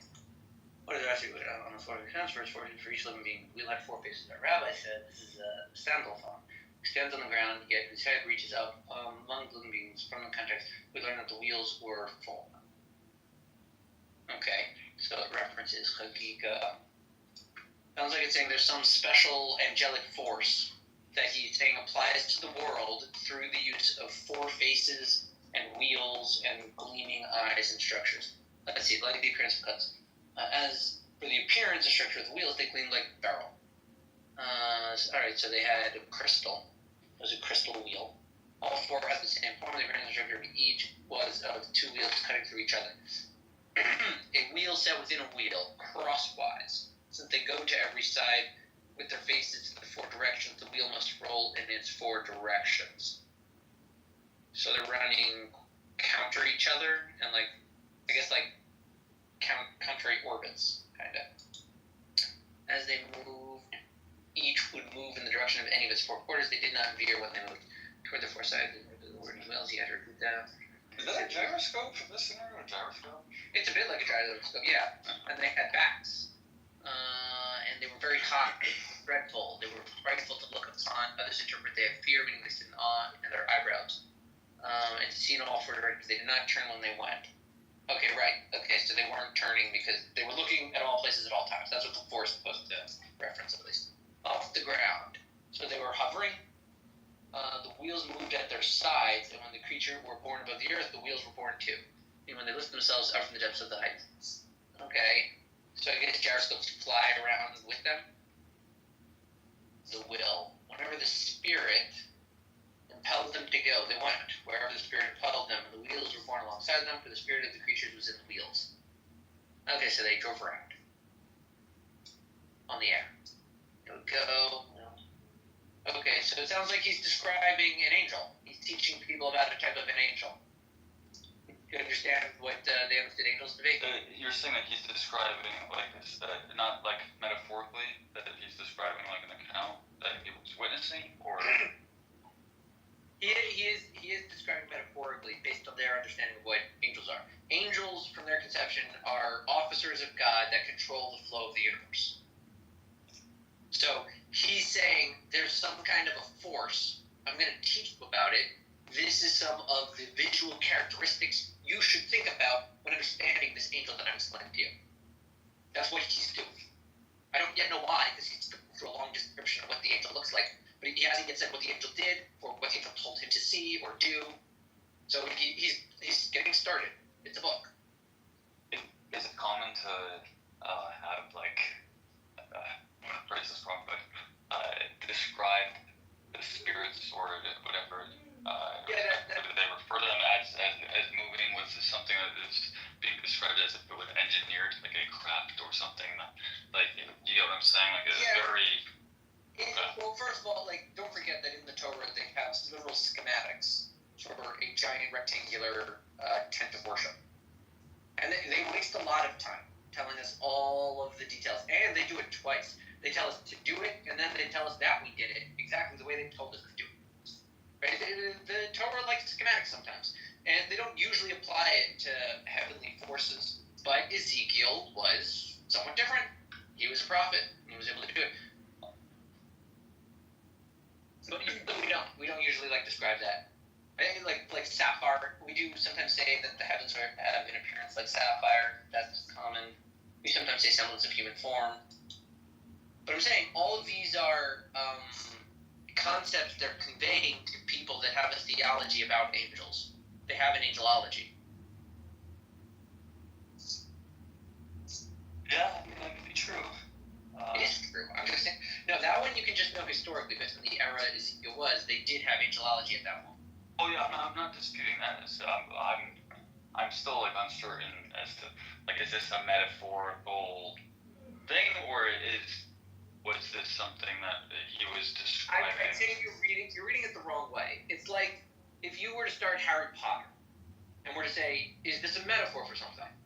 You could ask that at any point in the book, but the proper way to accept and understand the story of Harry Potter is to take the story at its terms until the end, and then see what you've learned from the story. Over here, he's telling a story about an angel, probably to give some kind of a message about the nature of the world or what the Jews should be doing.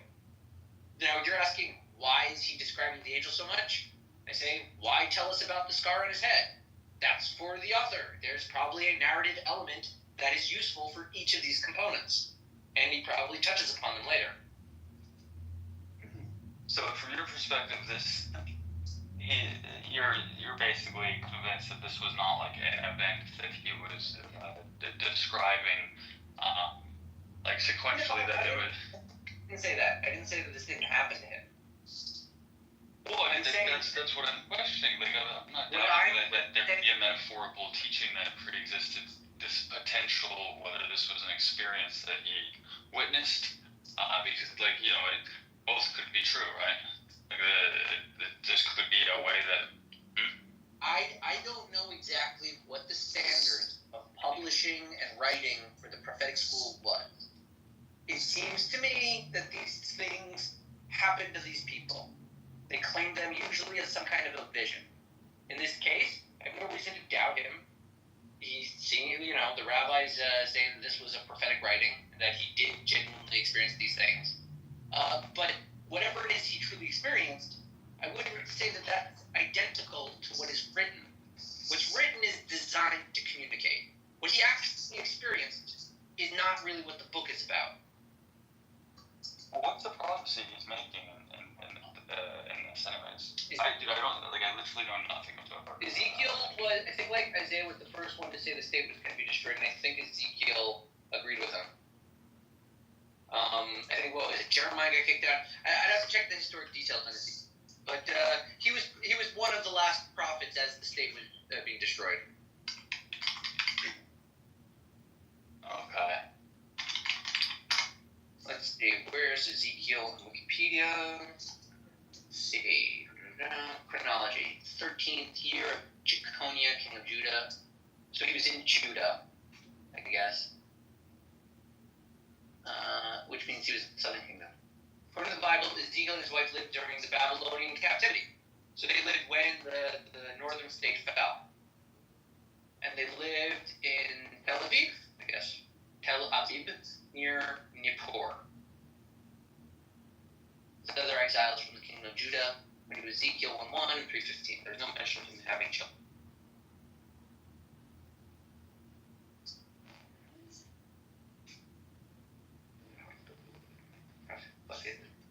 Right. I don't know. I was there. I really, it was a very pleasant conversation between you and Rabbi McDickerson the other day. I enjoyed that. Very interesting, yeah. Yeah, he's a unique guy. I know you guys don't see that side of him very often, but. Well, I know. He's been described as quite autistic. So it's hard to figure out because he's not wired as a conventional man.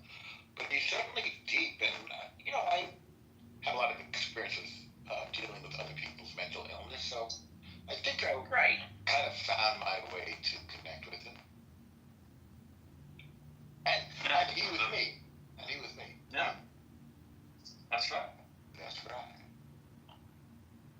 He basically said, I had to decode the way they were using words. I think the Christians, Greek Orthodox, and I think the other guy was Catholic, their issue, of course, with Judaism, I say of course for mixed is what they call legalism. They feel, obviously and now I'm starting to get it, they're sort of intimidated and overwhelmed with the details of our laws. They understand why they do them. They are potentially an indictment of them. So therefore they object to turning the Torah into actual actionable laws and say that if you become obsessed with law, then you miss the spirit.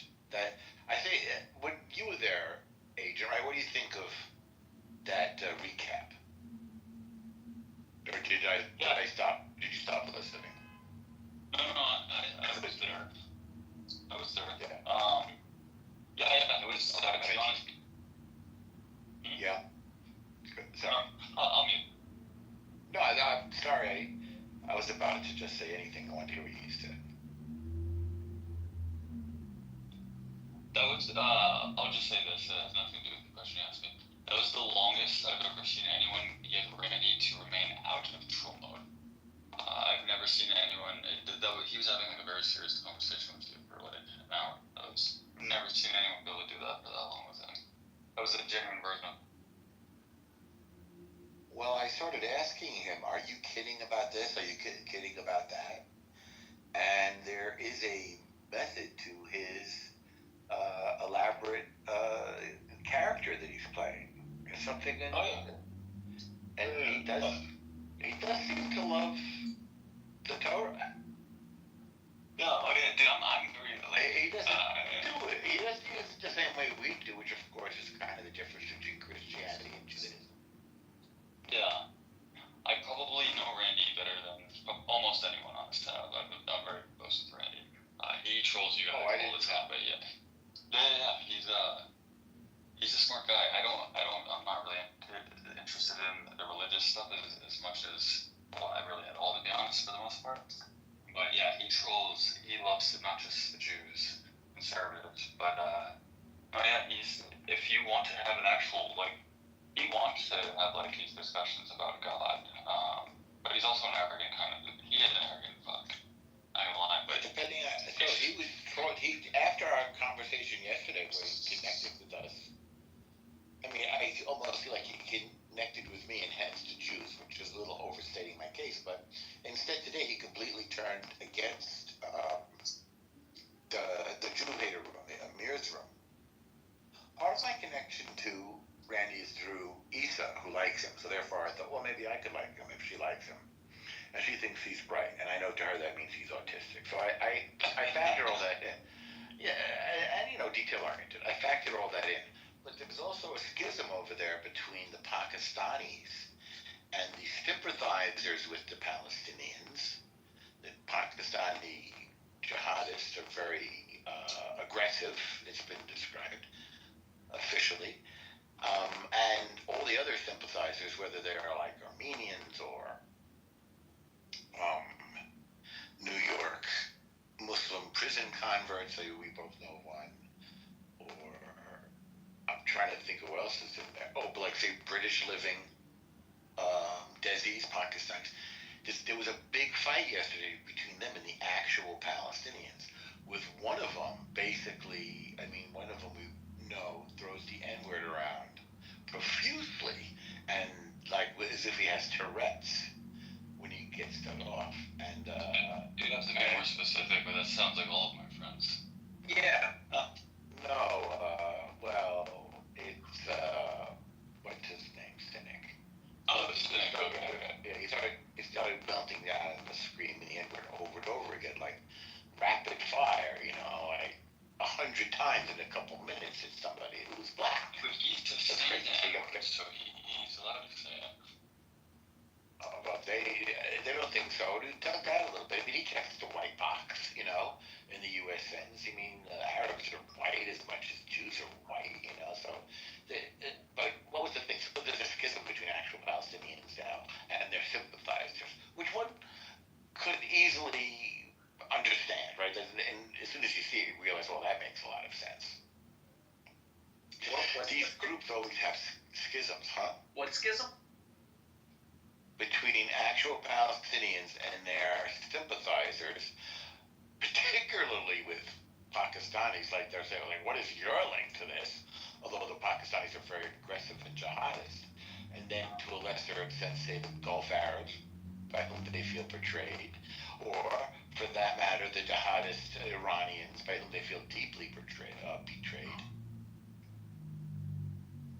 Schisms, I tell you. Yeah. Or if you prefer schisms. I want the schism. The shizlit. Schlitz. Right now in Israel, Rabbi Dickerson. Look what it is. did we really? We just conjured you Summoned in. them. Yeah. Can I tell you what I think we thought about yesterday, and I could almost lock it into my brain as having happened Probably not. with you? I'm talking to Randy. I just walked in the room. I don't know what you're saying, brother. Oh, you mean the other Randy? My other Randy. No, I had a talk with Randy Dickerson yesterday. No, the real rabbi is here. Randy McDickerson. He's not. Put him up there. Oh, Randy Dickerson. If you feel like talking in a very friendly way, in a very easy, friendly, intellectual, but not competitive way, or not antagonistic way. About just recapping yesterday to see if I got it right. My interpretation. Well, his hand is up. So we have to, I'm up there. Said you were a cuck. A cuck. Sure, I don't know. How you guys doing? Good. Okay, how you doing, Randy? I'm doing amazing. No, it's good. That's good. Day 4 of Ramadan, you know how it goes. I love Ramadan. He can finally get all of his favorite tables. Ramadan, we call it the Shahr al-Fadiyah. It's the favorite month of Allah. How you guys doing? And I like hearing about months. Do you know if their calendar coincides with ours? Yeah, of course. You do know? I don't think it's one that's completely divided. So it's the, hang on here. That is lunar. The word month comes from we all track the moons. No, they call that We do it to set it. So for us, it's the 5th of Adar. Wait, is it the 5th of, is it the 5th for you?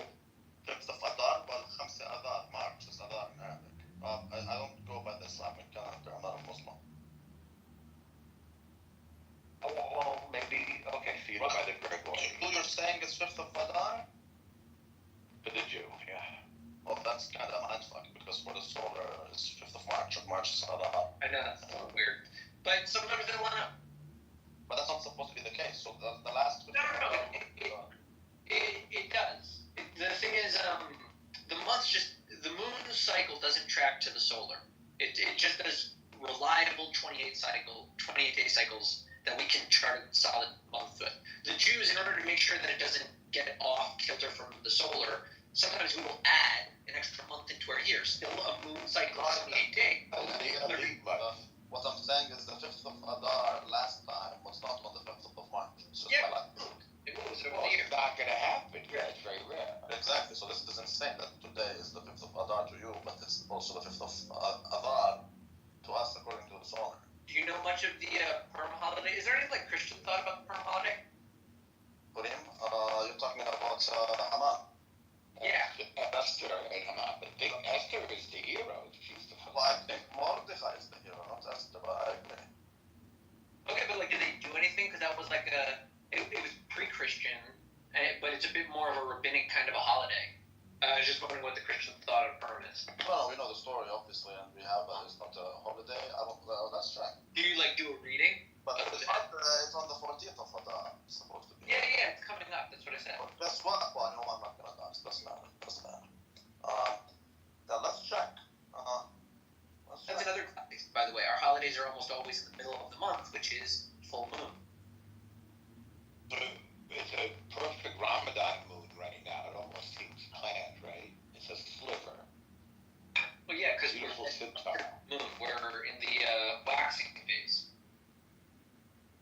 So Avar is what you call this month that we call Adar? Yeah, we don't have it. We don't have it as no. We don't. Yeah. But we Do don't a have the holiday. Just like an excerpt. I feel like you should remember the day.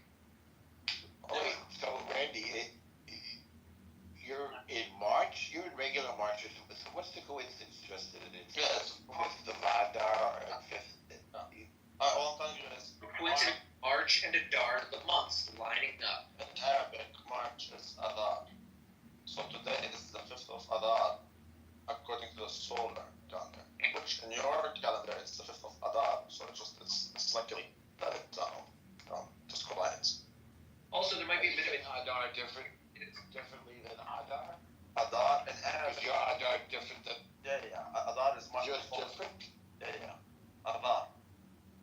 It's just solar. That's how we say March well. in The Arabic. sun By is going. coincidence, you use the same word for this month as we do, or not by coincidence. Okay, but By just proximity. it is already the 6th of Adar because our days start at nightfall, even though it won't be the 6th of March until For midnight. Arabs, yeah, because that's like a different time zone, yes. But for me, I'm in East Coast, so it's 5th of Oh, March. you're still 5th. Nice.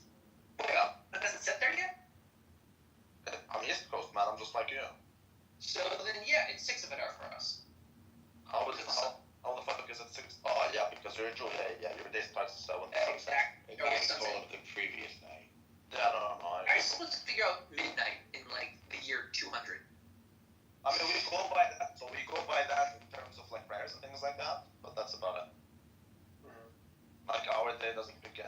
I like the calendar, and I also like understanding what the word month mean and how the moon works. But you Like, be careful. people- You better be careful not to enter the realm of astrology.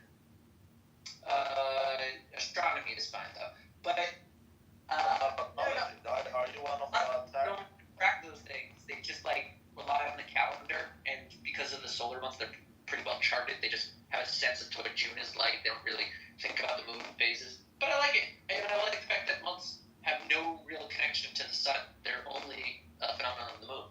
And I like the Jewish calendar as a hybrid that really acknowledges both. That the solar exists, the lunar exists. Okay, so that's where you're mixing things. The month does have something to do with the sun. Not really. Yes. That's one of like when they came back from the Babylonian exile, and they started using names for months for Babylonian deities. I mean, how did they accept that? They're not supposed. That's Hilul Hashem. No, what's that? Yeah, They're just names of months. That is Hilul Hashem. but like Tammuz was a god and Babylonian god. I don't. They used to call them by numbers. They had first. Second. Tammuz. That's right. Tammuz is a god.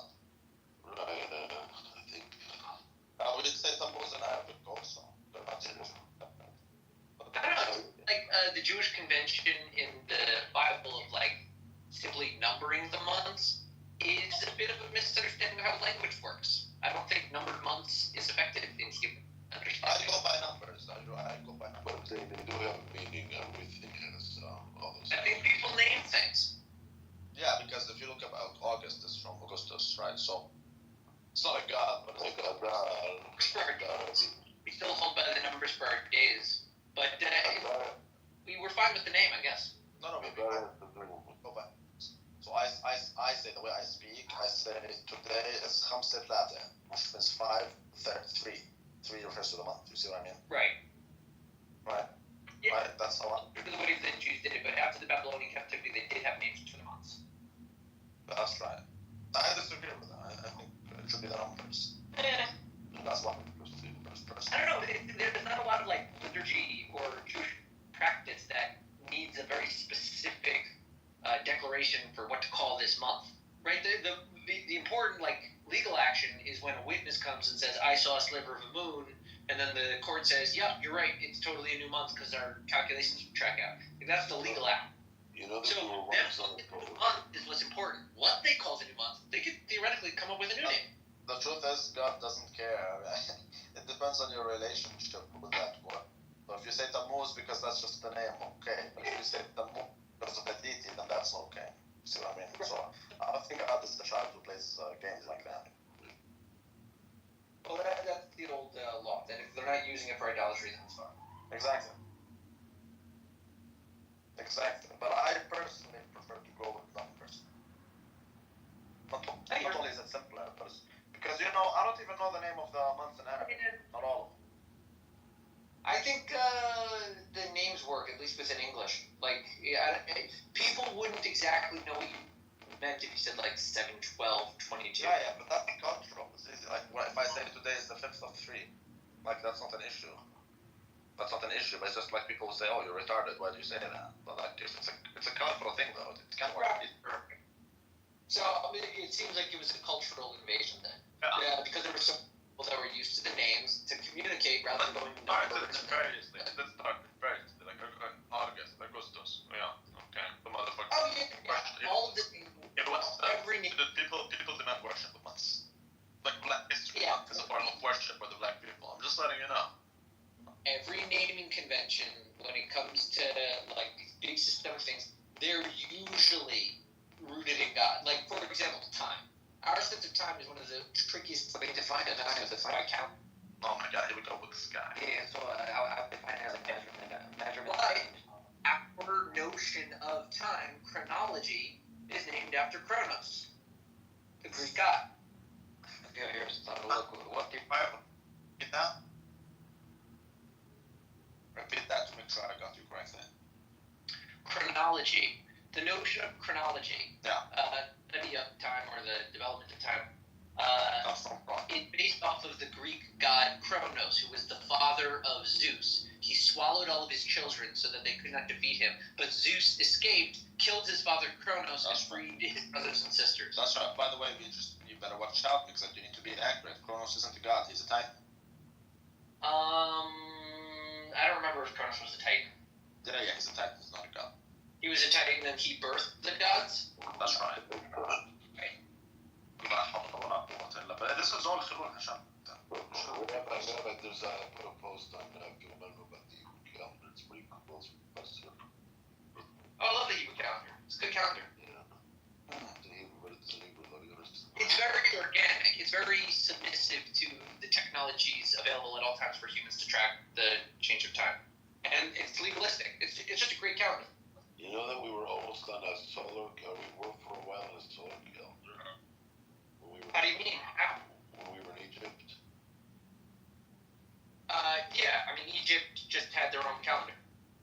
Yeah, that was a very accurate solar calendar. I think that somewhere along the way we went to a lunar. I don't know which conqueror switched us to the lunar calendar, but That's Muhammad. it was way before. No.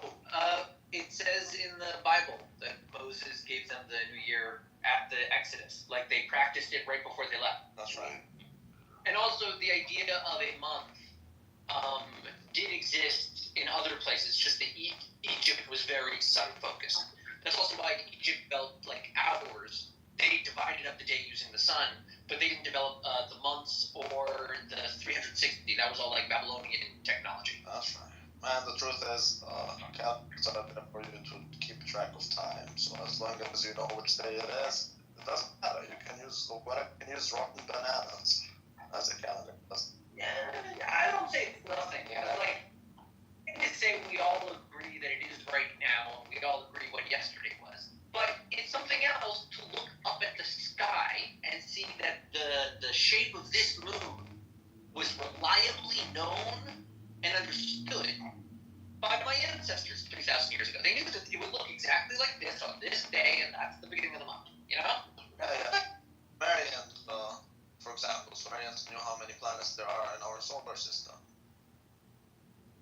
So, like, that's pretty. They included Pluto, by the way, because you motherfuckers don't include it. Pluto isn't a planet. Well, according to this, yes, the fuck it is a planet. It's not a planet. It's not. It's not anymore. I know they don't consider it a planet anymore, but that's because it is a planet. It's a dwarf planet. Which is a planet. If you really want to get like woke about this, and I feel like you might, because that's kind of what you do. What am I woke? You could say that the implication that a dwarf planet is not a planet, if properly translated, is to imply that humans, human beings suffering from dwarfism are not humans. Do you hear yourself? How dare you? Exactly. But why do you think I go? Yeah, they're not human by definition. How am I? So what you really want to say is dwarf planets are obviously a type of planet. I do think it's a planet, but I'm still stuck. Why do you think? How come I am woke if I say nigger all the time? I didn't say you're woke. But you did say I always go woke. No. I said there was a woke spin. Since you expressed interest in referring to Pluto as a full-on planet and not a dwarf planet, which it truly is. Yeah, and your that has no particular allegiance to anything other than arguments that serve your ultimate end. If you want to make the case that Pluto is a planet, simply utilize the leftist woke ideology of not being dismissive of different peoples and explain that they can't dismiss Pluto as a dwarf planet without also dismissing dwarf humans as non-humans. Pluto is a planet. I wasn't about to make that argument, so I get what you're saying, but my perspective is, I studied it in school when I was a child. Quand j'étais enfant, right? When I was a child, that Pluto is a planet. Then they changed that to no longer be a planet. I think it is. I just don't understand the reason. I don't think it.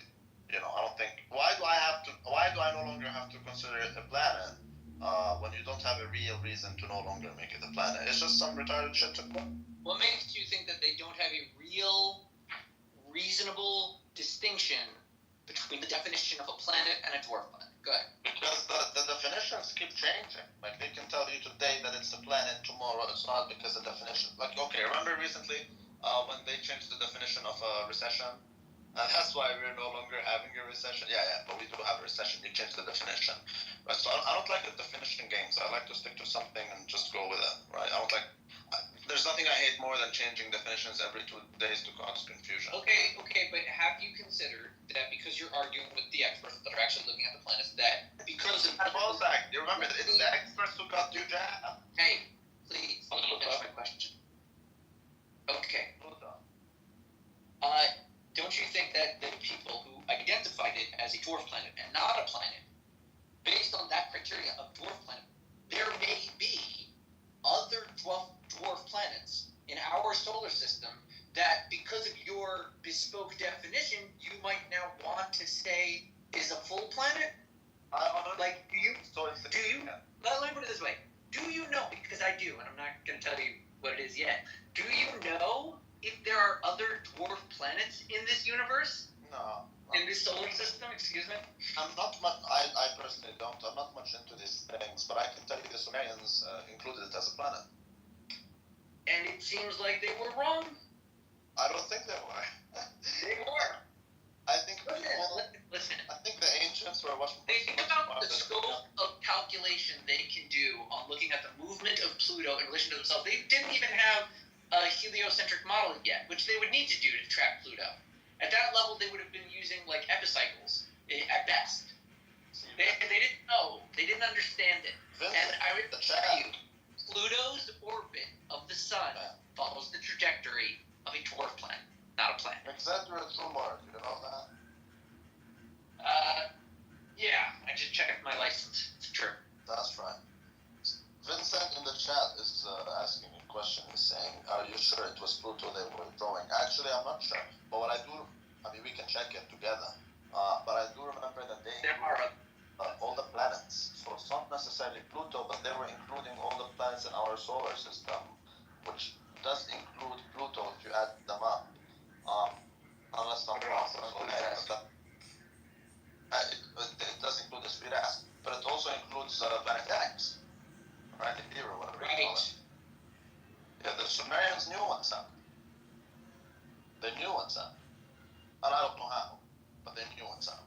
Anyways, I trust them over the so-called experts who literally are the reason why you stayed in your mama's basement for 2 years, because you're afraid of a 99% survival. What?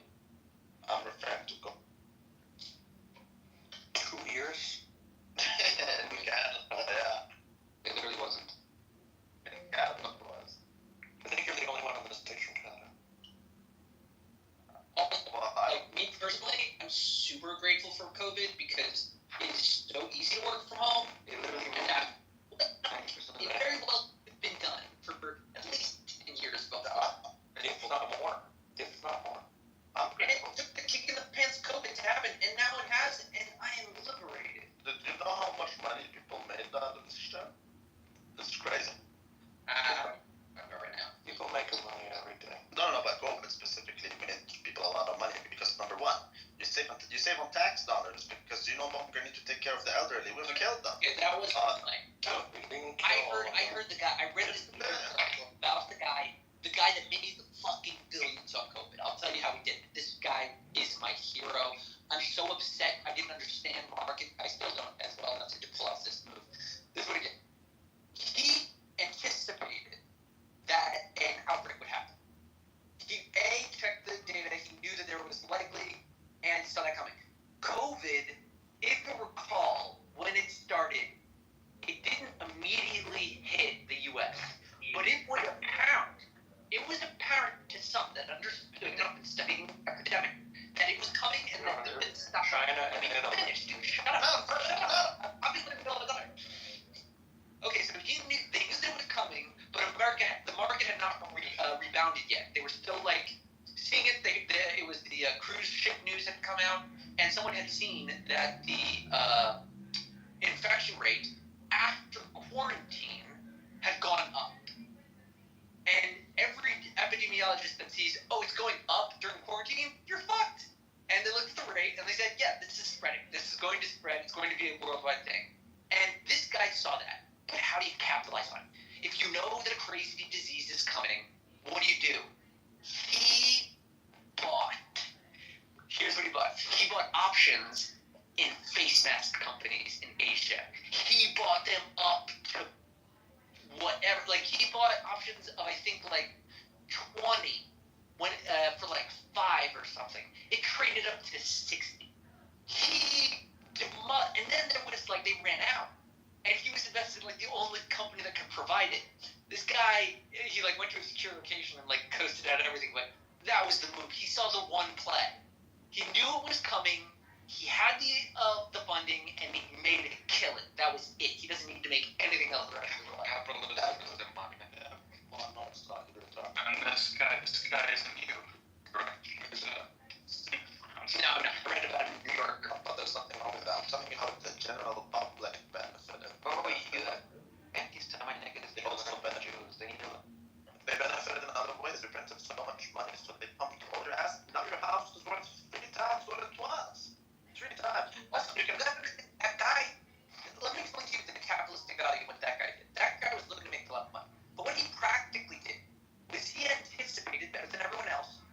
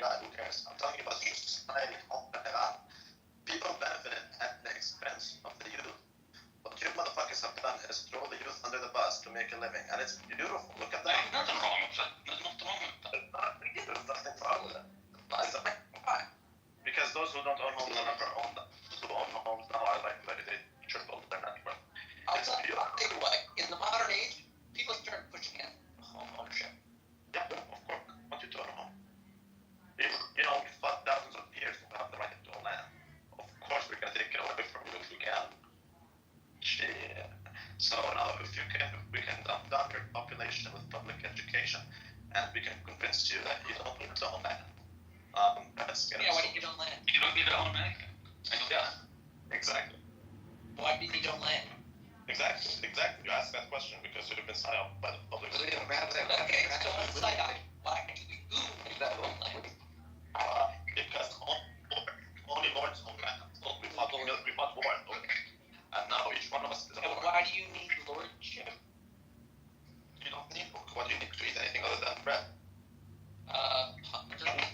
Yeah, okay, but you can You eat have bread. hunger and taste for lordship? Loyalty to the king. Like, you're not making a compelling case for lordship. I'm not. You said I was psyoped. I asked you for one excuse why the excuse on land. I don't think you're psyched if you believe that home ownership and land ownership isn't something we fought for thousands of years. I do think you're psyoped. Okay, prove it. What's an example of a war that was fought over land ownership?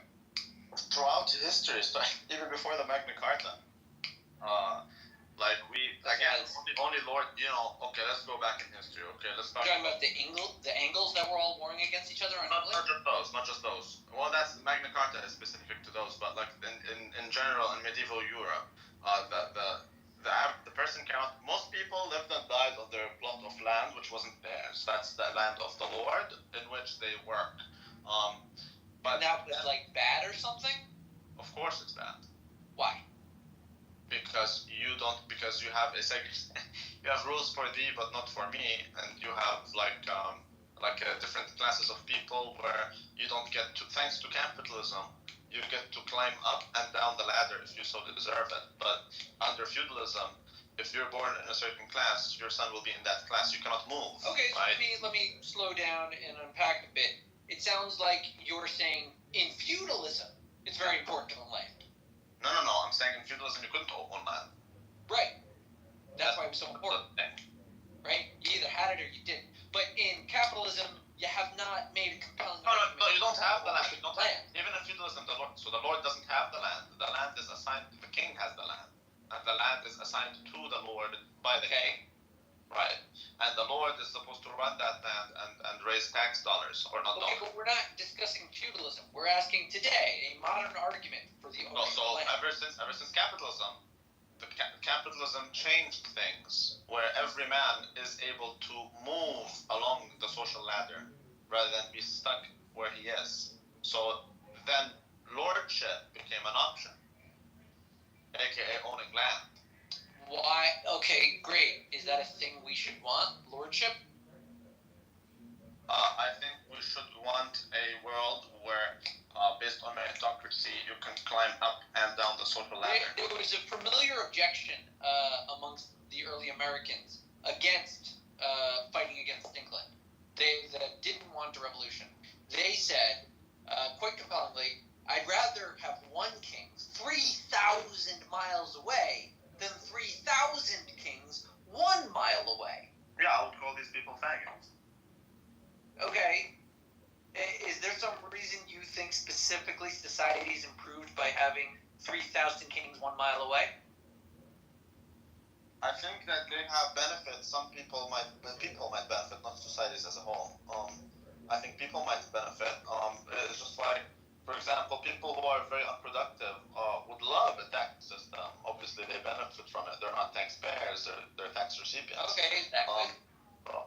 Yeah, so I think people have their incentives for sure.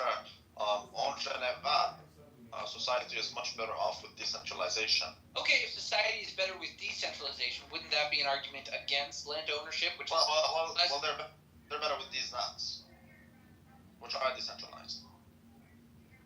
So I'm just not clear. Are you saying decentralization is good or bad? 100% good. When under duress, you should decentralize. Okay, so then I can decentralize my wealth outside of land, right? That's not how it works. It's stuck in the land, no?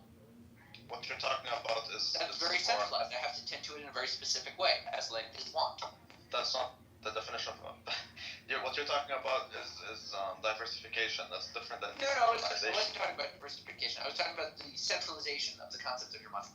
Yeah, I'm saying, what is land as a good wealth holder? But we're not Is it better than gold? Is it better than dollars? But that we're not talking about. That is diversification. What I'm talking about is decentralization, which refers strictly to the decision-making process. Of what? In general, like an absolutist. Centralizing what? What do you mean? Decentralizing the system such that, for example, the US is much more decentralized than the UK. Although the UK does have decentralization since the parliamentarians won, but if you, for example, compare the UK with the French, where they had an absolutist monarchist, you would find the English with their king are more decentralized. Obviously, they were the ones who prevailed. Americans prevailed because they had more decentralization. Decentralization is good, and it allows the individual to flourish and, you know, self-actualization and whatnot. I don't understand what that has to do with the land. Well, with the land is simply the fact that you can climb up and down the ladder. Hence, land becomes accessible to you. You're not a peasant by definition. Maybe you are more maybe because you're a Jew, you're more comfortable with having different classes in society that are rigid. But to me, I believe that you should be able. Yeah, actually, I do mostly like different classes in society. I know you want the goyim to be your slaves. I understand, but I mean, No. people should go up and down the ladder if they so deserve it. I don't think you're born. Your father is a blacksmith, therefore you're a blacksmith. I think that usually works well, but I think that within the economics of like life, people grow and up and down. I don't think that that's inherent within a class recognition. Of course. I think that to me the class notion is more about creating an aspirational piety for the people. But I think we're speaking past one another. What you're calling for is a noble class and a peasant class, where the nobleman is noble for he was born in a noble household. The peasant. No, that's incorrect. That's not. Okay, so what I'm saying is, I want the peasant to also be able. I want the peasant to be able to enter nobility. That is how he owns land. Noblemen are those who own land. Okay. Now you have. Okay. So here's part of the problem. It feels like you're blurring the notion of class climbing to wealth accumulation, which is sort of, that's sort of like the essential reason why I do it. Okay, you talked about raising stature based on accumulation of land. No, it's based on capital. Capital becomes accessible. Capital was not a thing back then, but land was. Okay, but how does that affect your class? You're still whatever class you are. Exactly. With capitalism, it doesn't affect us because everyone can access capital. That's why it's called capitalism. That's always been true. There's always been merchants. That's not always been the case, no. Why has there not always been merchants? There's not always been. The merchants were a class.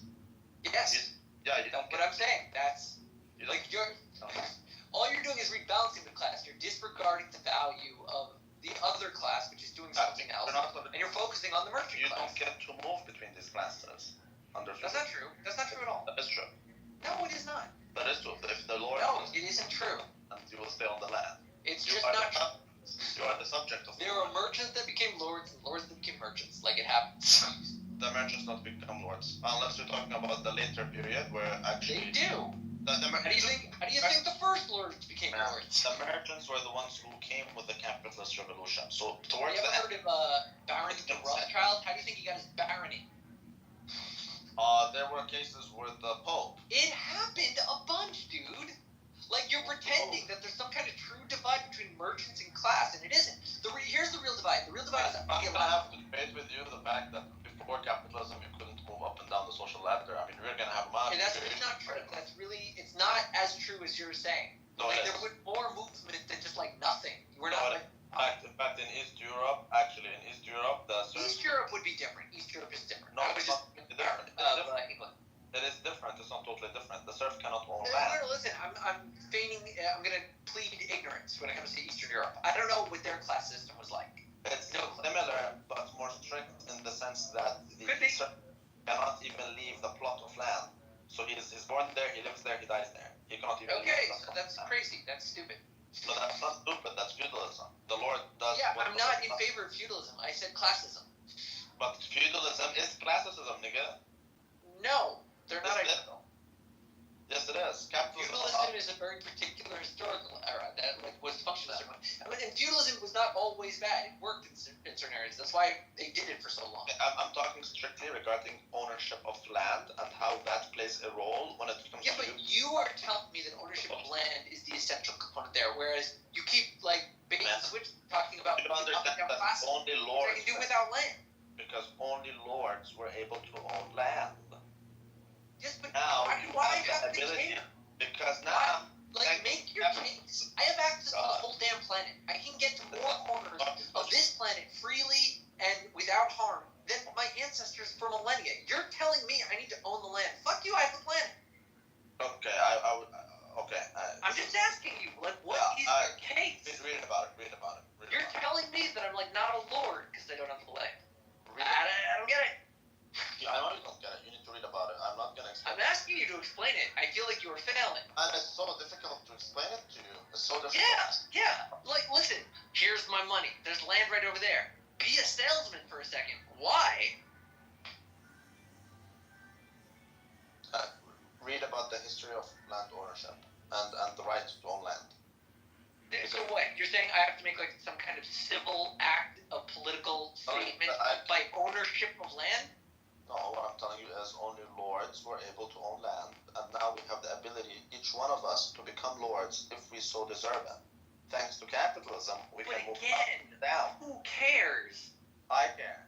Like, you're pushing against this classist system. We're like, you couldn't move to the... And they're like, but now I can be a lord when the class system doesn't exist anymore. Like, what are you chasing? I am not saying that. I don't believe in the Like, abolition. what kind... Real talk. Do you What kind understand of that happiness are you getting when you get this plot of land of dirt? But I'm a capitalist. What do you think? Capitalists would love the money. But no, that's not true. We love A capitalism. farmer loves the land. Dude, we're talking past one another, man. It's just not. I don't want to abolish the class system. I want to be able to move between classes.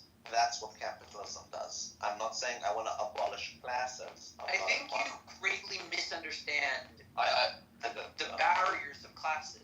And this will stop you from shifting from mercantile to classy. You won't be able to reach the aristocracy with your current approach. That's Because you don't understand what class is. You think that's so retarded. that you can buy it like a merchant, and you're wrong. I never said that. That's so retarded and dumb. I never said that. Okay, so then how's the land ownership going to help you? About the 1700s. If you don't have class, how will it assist you that you own the dirt? Can you Google the mercantilists? Because these guys are long gone. Yeah, I know what mercantile is. Again, they're long gone, so I don't even know why you think I'm making their argument. You were saying that you can transactionally enter a higher class. When did I say that? When you said I should own land. But I never said that.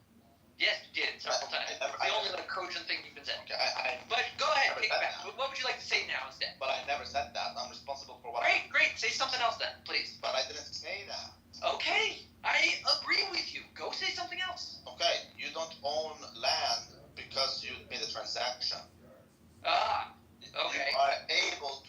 You are able to own land, hence you make that transaction. Huge difference. Could you? Huge difference. You're a lawyer. I want you to know the difference between these statements. I don't. Please expound. Okay, I don't know where you bought your law degree again. New York City. I would like to buy one to which place? Fordham University. $5 million. That's amazing. So you don't know the difference between owning land Yes, you would like them. action versus making a transaction because you decided to own land. I don't see what argument you're giving. Okay, to I'll own land. do it I once. thought I mistakenly believed that you were I'll do saying it I one. need to own land in order to be a lord. Now, I think correcting me. Why are you telling me to own land? I will do it once again in under a minute, and I would love it if you don't interrupt me so that you may finally understand the words that I'm uttering, okay? In the beginning, lords, the king owns the land, and the king assigns the land to the lords, and you live in that land, and you are the subject of the king through the lord. Now, with capitalism, each man was able to become a lord if not only if he so desires, but if he deserves it. It's a meritocracy-based system that allows you to move up and down the social ladder, including but not limited to the ownership of land. Because if I can climb up the social status, the social ladder, I can also enter lordship, quote unquote. In other words, land becomes an availability. We fought several wars over more than 1,000 years to secure the right to own land. So when you just want to take it away, you're going to have yourself a very hard time. It's not going to happen. People are going to we're going to kill each other over this. I am willing to carry a rifle and shoot some dumb some motherfuckers. If that's the only way for them to own There land. might be like a foundational misunderstanding in the question I'm asking you of why should I own land? I am not arguing to you that people should not be allowed to own land. I'm asking you to make a single case why any particular individual should, with his wealth, decide to own land rather than not. I can tell you. And I feel like you're not answering that question. But that wasn't really the question. But if that's the question, I can answer. That's the question I was asking over and over again. So a better question would be, since the status quo is owning land, since we fought for it, why do you think we shouldn't own land? But granted, I'll take your question and I'll answer it as you gave it. Why should you own land? You should own land for a million reasons. You don't need to justify why you want land. You can use land for business. You can use land for agriculture and farming. You can use land as you can do whatever you want. Depends on your needs for that land, but you are able to do what you desire with your property. So we're talking about property rights, which I hope you understand property rights and their importance as a lawyer. I really hope you do. But so these are some reasons. Other reasons included in the past where you could only vote if you own land, which I personally disagree with, but that is an argument that could be made at a certain point. There's a million other arguments. Like, for example, I would like to own a home. I don't want to be renting and be dependent on someone else's property, so on and so forth. If you don't own the land, someone else does. That's why. Why shouldn't you own it? Why should it? Because okay, slow down. You're right. I could decide to own land if I wanted to farm, if I wanted to develop some real estate, if I wanted, some hunting grounds. There's so many reasons to do that. But I'm just saying, ab initio, like, you have wealth, you could put it in the ones that contribute to your lifestyle choices. Yeah, I wouldn't say specifically land unless you wanted to do something with or on land. I would suggest, like, if a person had, let's say, $1 million, right? And they're sitting there, they've got whatever kind of a job they're holding down, and they've got $1 million. I would say that million, from a simple capitalistic perspective, should be as much as possible invested into that person maintaining their lifestyle choices. So they should support their job, they should support their food. They don't need to. So then it's a simple mathematical question as to whether or not they better support their goals through the ownership of land or not. And I would say 9 times out of 10, because of centralization of costs and innovations of technologies and resources and organization, it is inarguably more effective to not own land and rather rent. You're just going on and assuming a million things. Who are you to set their goals?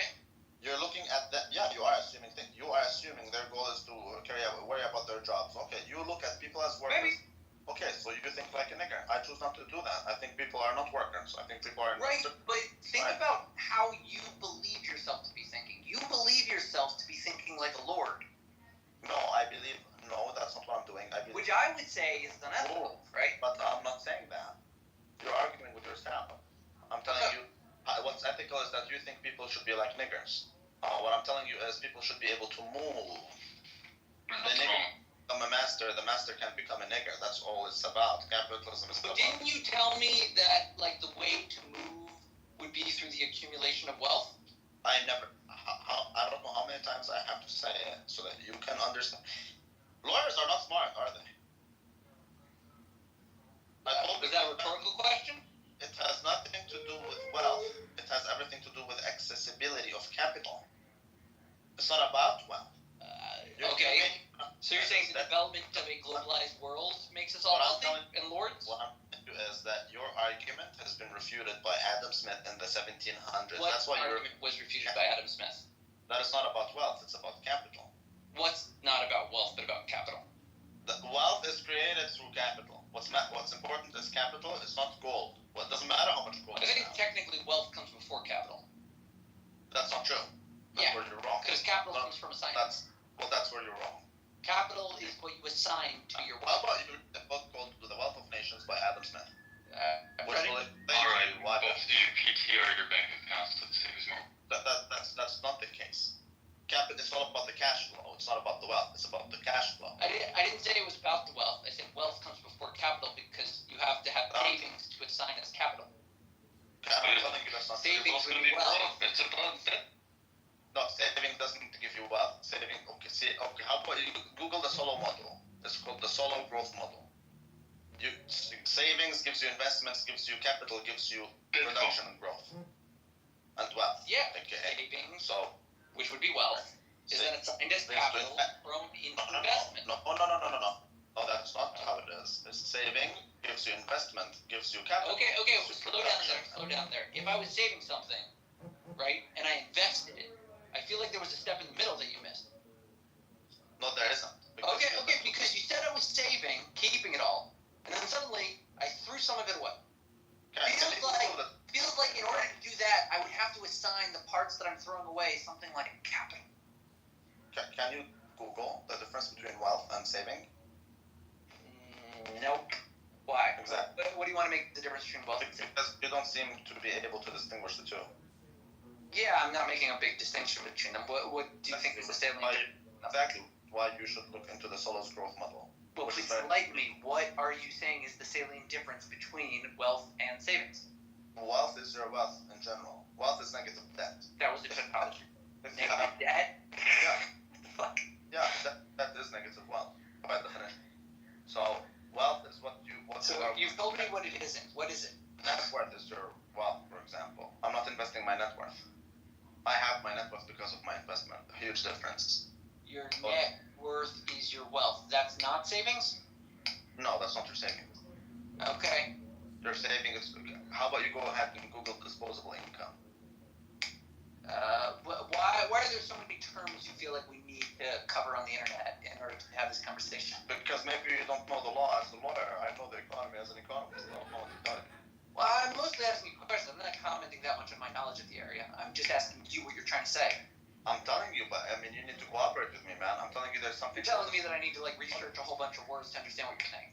Yeah, that's all of You guys need to be able to understand each other's make-believe system. It's not about wealth. Wealth is the result. You get capital, which gives you wealth. It is not about the gold you have, aka wealth.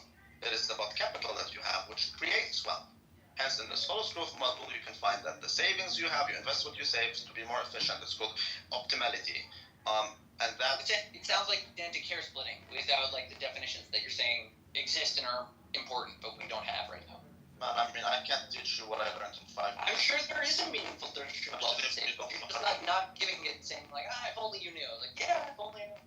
Yeah, I mean, you can study these things or you can read about them, but if you don't even want to Google something. It doesn't matter whether the chicken or the egg came first. Nigga, how can I add knowledge if you don't? I mean, I'm pretty sure there's a lot of things you can teach me, but how can I add to your knowledge if you don't want to learn? You don't even want to Google something. Yeah, I'm not asking to Google. I'm asking you to explain when you're the one objecting to Saying it. wealth and savings as the same concept. That's fine. Well, Maybe they're not. They're obviously two different words. They are not. But if you want to elaborate on them being separate I concepts. already did. No, you didn't. You told me to go look it up. I already told you your net worth is wealth. Why would net worth be wealth? Because that is your net worth. What is wealth? Can you define wealth? How much value assigned to a person? Okay, and can you define saving? Savings, the amount of value a person assigns as disposable. No, not disposable. As No, not that's right. spent. Actually, that's Not why I spent. told you. That's why I told you to Google disposable Yeah, income. I'm not Googling Because it. wealth is the value of all the assets that you have. The value of all of my assets. Correct. Your assets minus everything. Well, that'd be my gross worth, I guess. That is your wealth. Exact net worth. That is your I wealth. said gross because you didn't talk about the liabilities yet, right? Why? With the liabilities. Because your liability, what you owe. Dude, I Sure that was my gross worth. Gross. Right. Actually told you that is negative. Why are you so hard, man? It's just impossible to teach you something. Saving is putting aside the portion. It's your disposable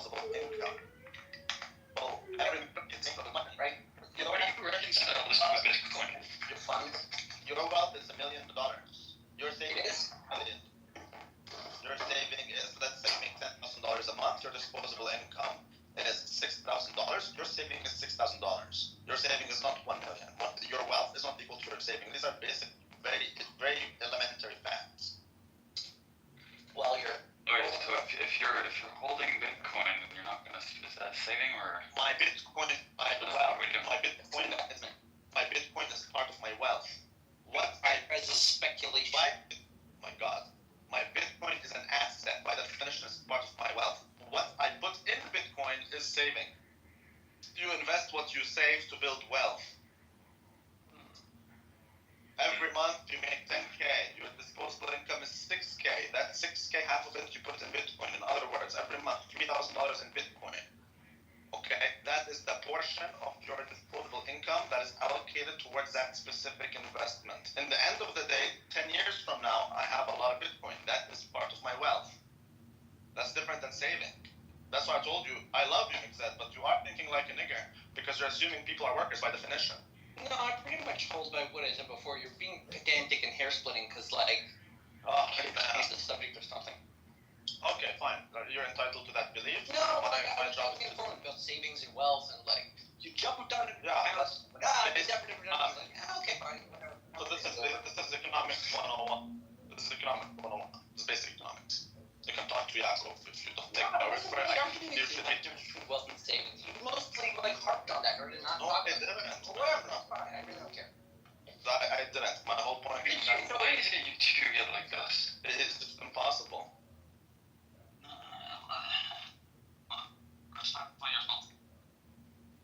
I'm not a nigger. I believe people should move One along of you's in the house, one of you's in. I am more of a field one. I am. You know your place.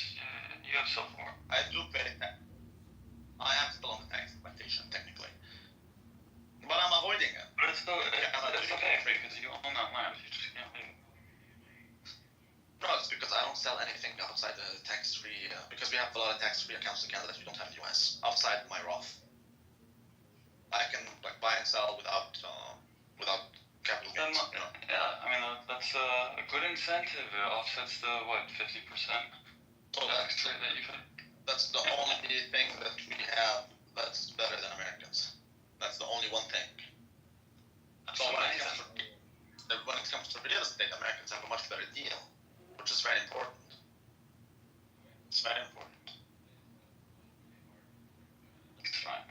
What's the property tax like in Canada if you inherit a property? Depends. Oh, no, that's different. That's inheritance tax. Yeah, how ridiculous is it in Canada? That's so crazy. There shouldn't be an inheritance tax. I'm not inheriting in Canada, so I don't really worry about it. I can't tell you exactly, but it's anal. I will be inheriting for a long time. Receiving or giving? Why would I give? I don't even have. I'm young. I'm 27. Joking, you said anal, bro. Oh, yeah. Well, it's definitely receiving. Motherfucker. Okay, but Yeah. hopefully, long time from now, I will inherit, but back in Jordan, where I don't have to pay tax. Then it becomes my money over there, and then I just simply move my money from there to here. So this is a way for me to bypass the inheritance tax in Canada. That's why you should get your Wait, Yeah. what? So you plan on having roots in Canada for possibly like some level of roots It doesn't matter. in Canada? It doesn't for long? matter. If I go to the US, if I go to UK, it doesn't matter where I go. It doesn't matter. Globalism is. But then, why did you choose the gayest country? I mean, Because it's much better. no, I think it's the gayest one. If you can think of a gayer country, let me know. Yeah, that's fine, but it's much better for me than the US. Because Canadians don't tax you when you're abroad, Americans do. So if I go to Canada, and now I leave Canada, I can go to Dubai, live there for whatever, make a shit ton of money, and then I can come back to Canada, reestablish my residency as a Canadian citizen, and now I never paid tax dollars. However, they're gonna take care of me with their public healthcare system. That's amazing. Right, whereas if you're American, you're gonna leave America, go to Dubai, where you're gonna pay American tax in Dubai. Why would you do that? That's not a good deal.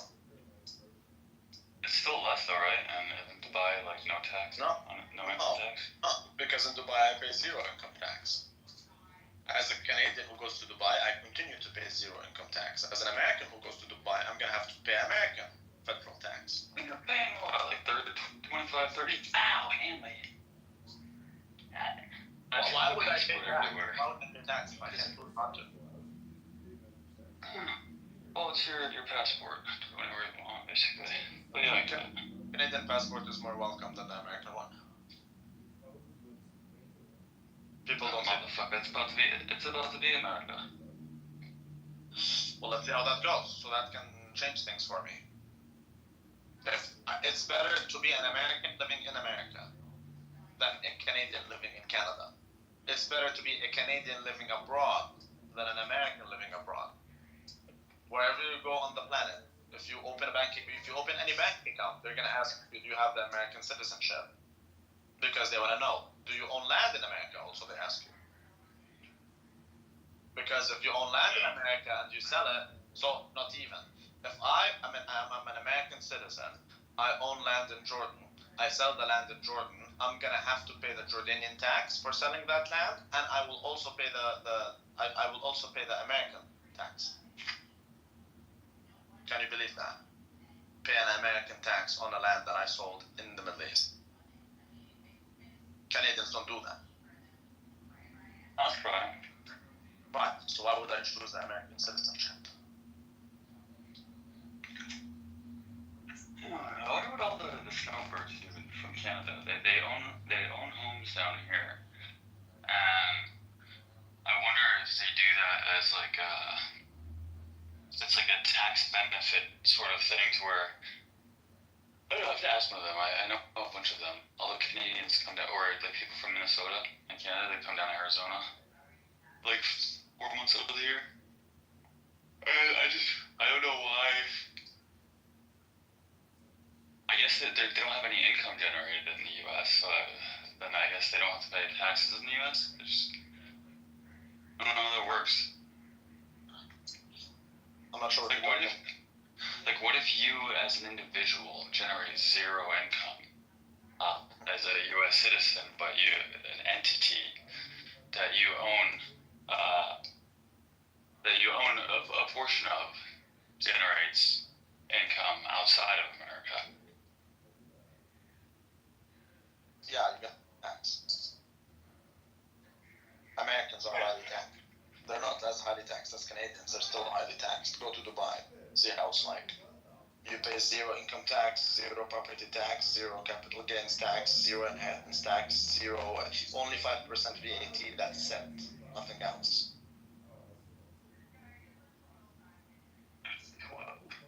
VAT.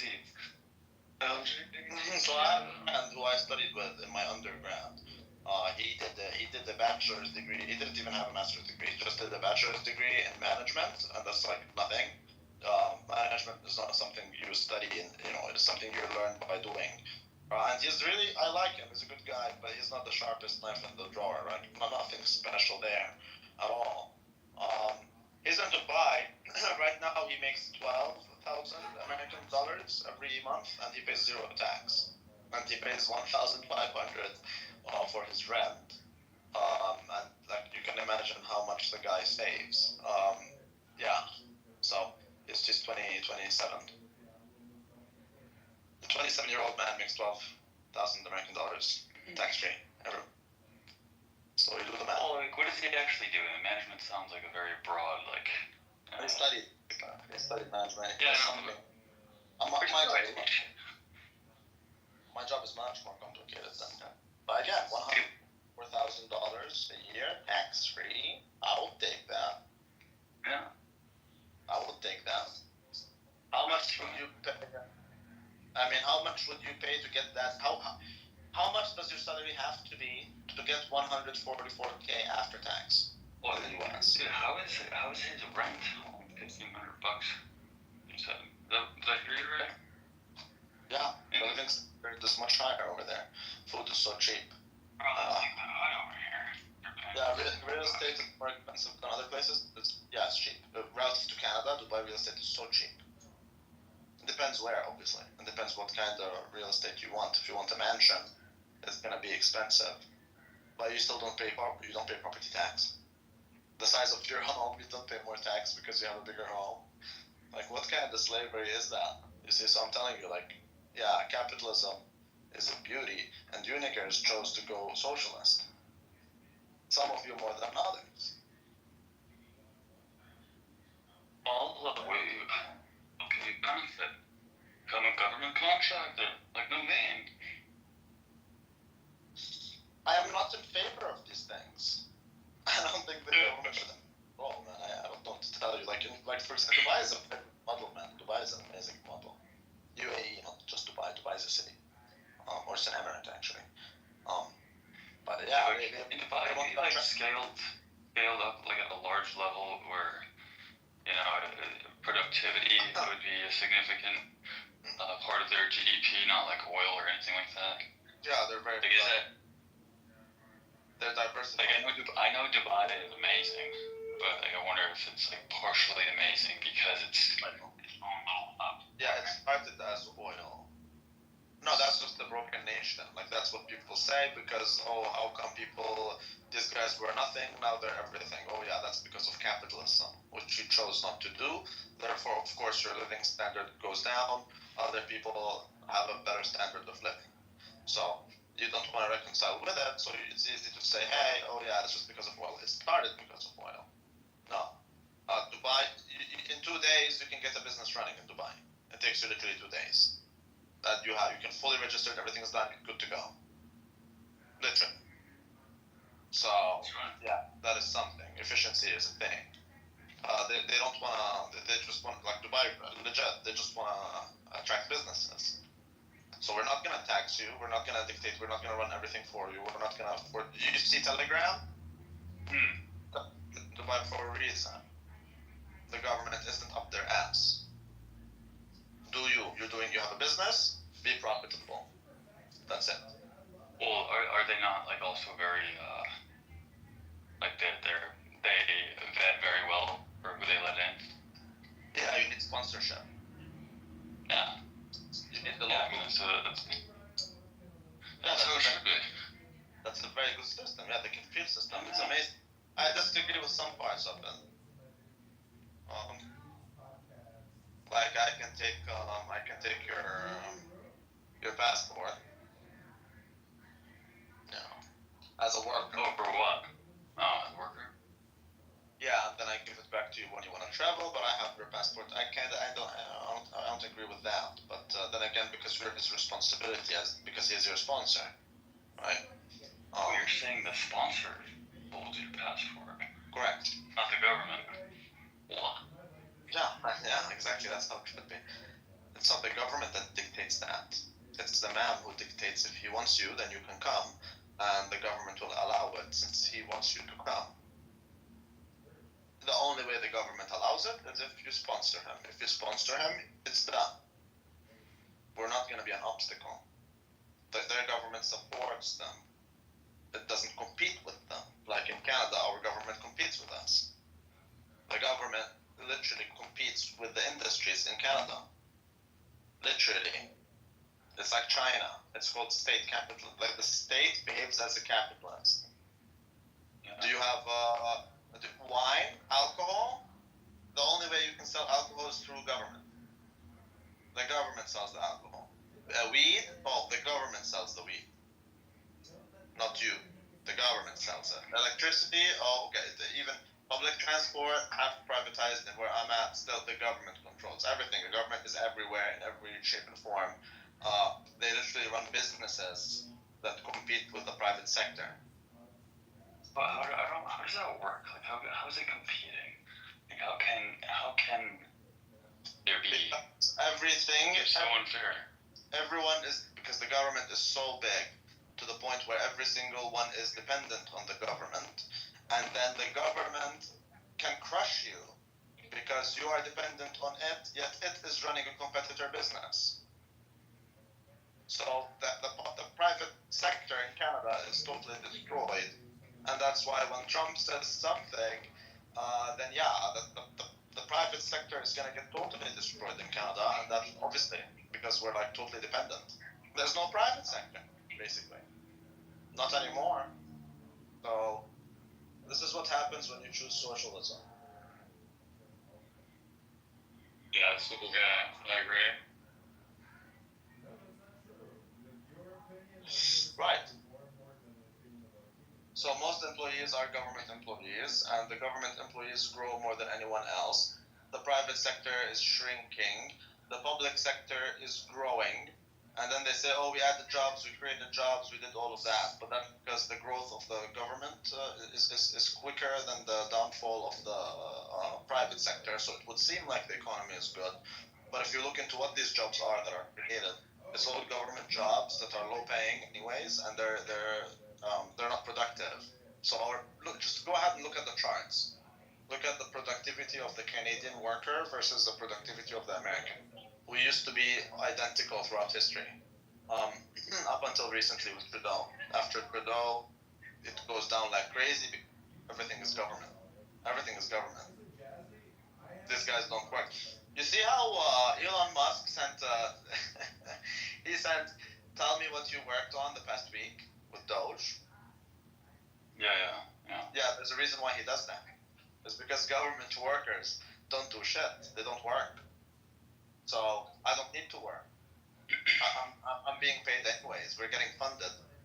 It doesn't matter if I work or not. I'm still gonna get paid, and so is my boss, and so is his boss. Well, I think that's the low hanging fruit to actually to see who's actually like literally not responding because they're no longer either alive or they might not even be real. I think that was like a quick way to like cleanse out like okay, you need to respond or you're gonna. Huh? There is that, but there's another thing, which is if all you did in the past week is read an article, that tells you something. I mean, in the private sector, people work their ass off. So, but that's why they're productive.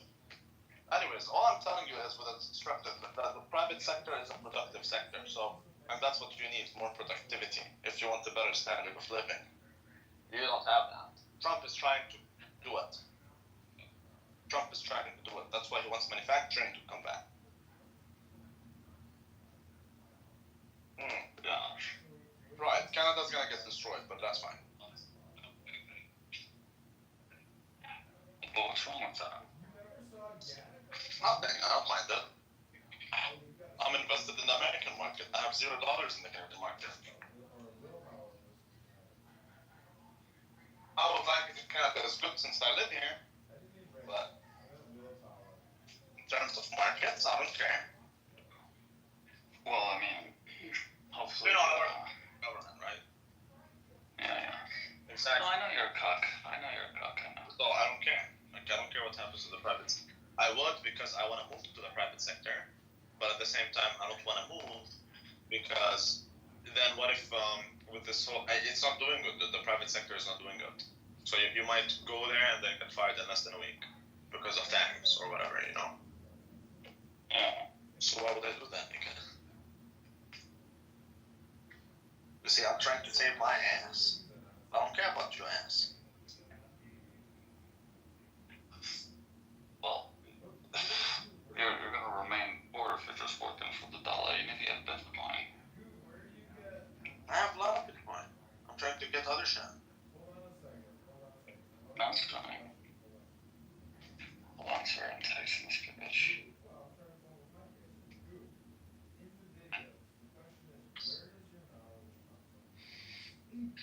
I was going through my like phone chat history, and I found this number from like 2021. The very naughty chat history. And so I texted it. This is very weird. I don't remember this girl. Sorry? Never mind. So you're still thinking about your dick instead of thinking about your money. How do you think I earn my money, motherfucker? You earn money with your dick. That's right. What are you, a Johnny Sins type of motherfucker? No, I find a rich conservative and pays me to fuck his wife. Oh, okay. Alright. I have a lot of debt, so the incels will. What was your plan again? That doesn't work for you if you don't have a wife. Who?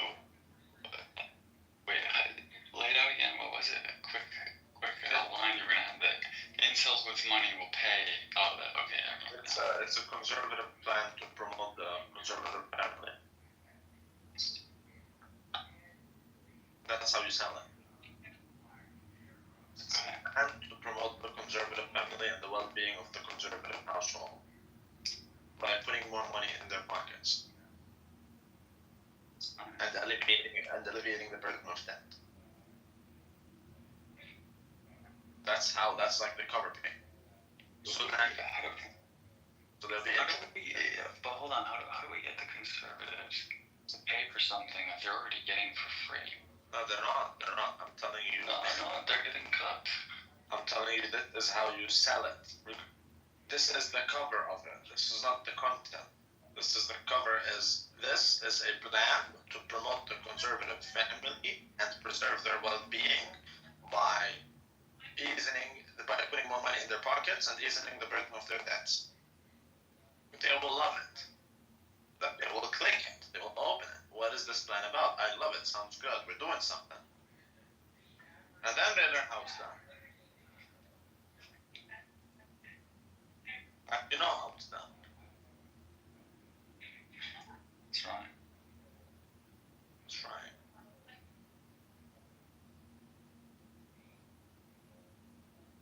Anyways, well, El Normo, what was he saying? He's saying Rabbi wants to be a Jew. Is that what he believes? Yeah.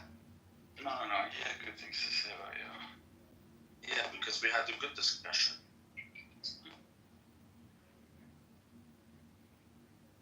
What did he say? He's talking about the... Oh, he did say that I reignited his spiritual interest. He said that there's how you were going against the Palestinians or something, Mikhail, or some shit. Repeat that. He was saying that you were going against the Palestinians and Mikhail or some shit yesterday or earlier today. Mikhail's going crazy or some shit.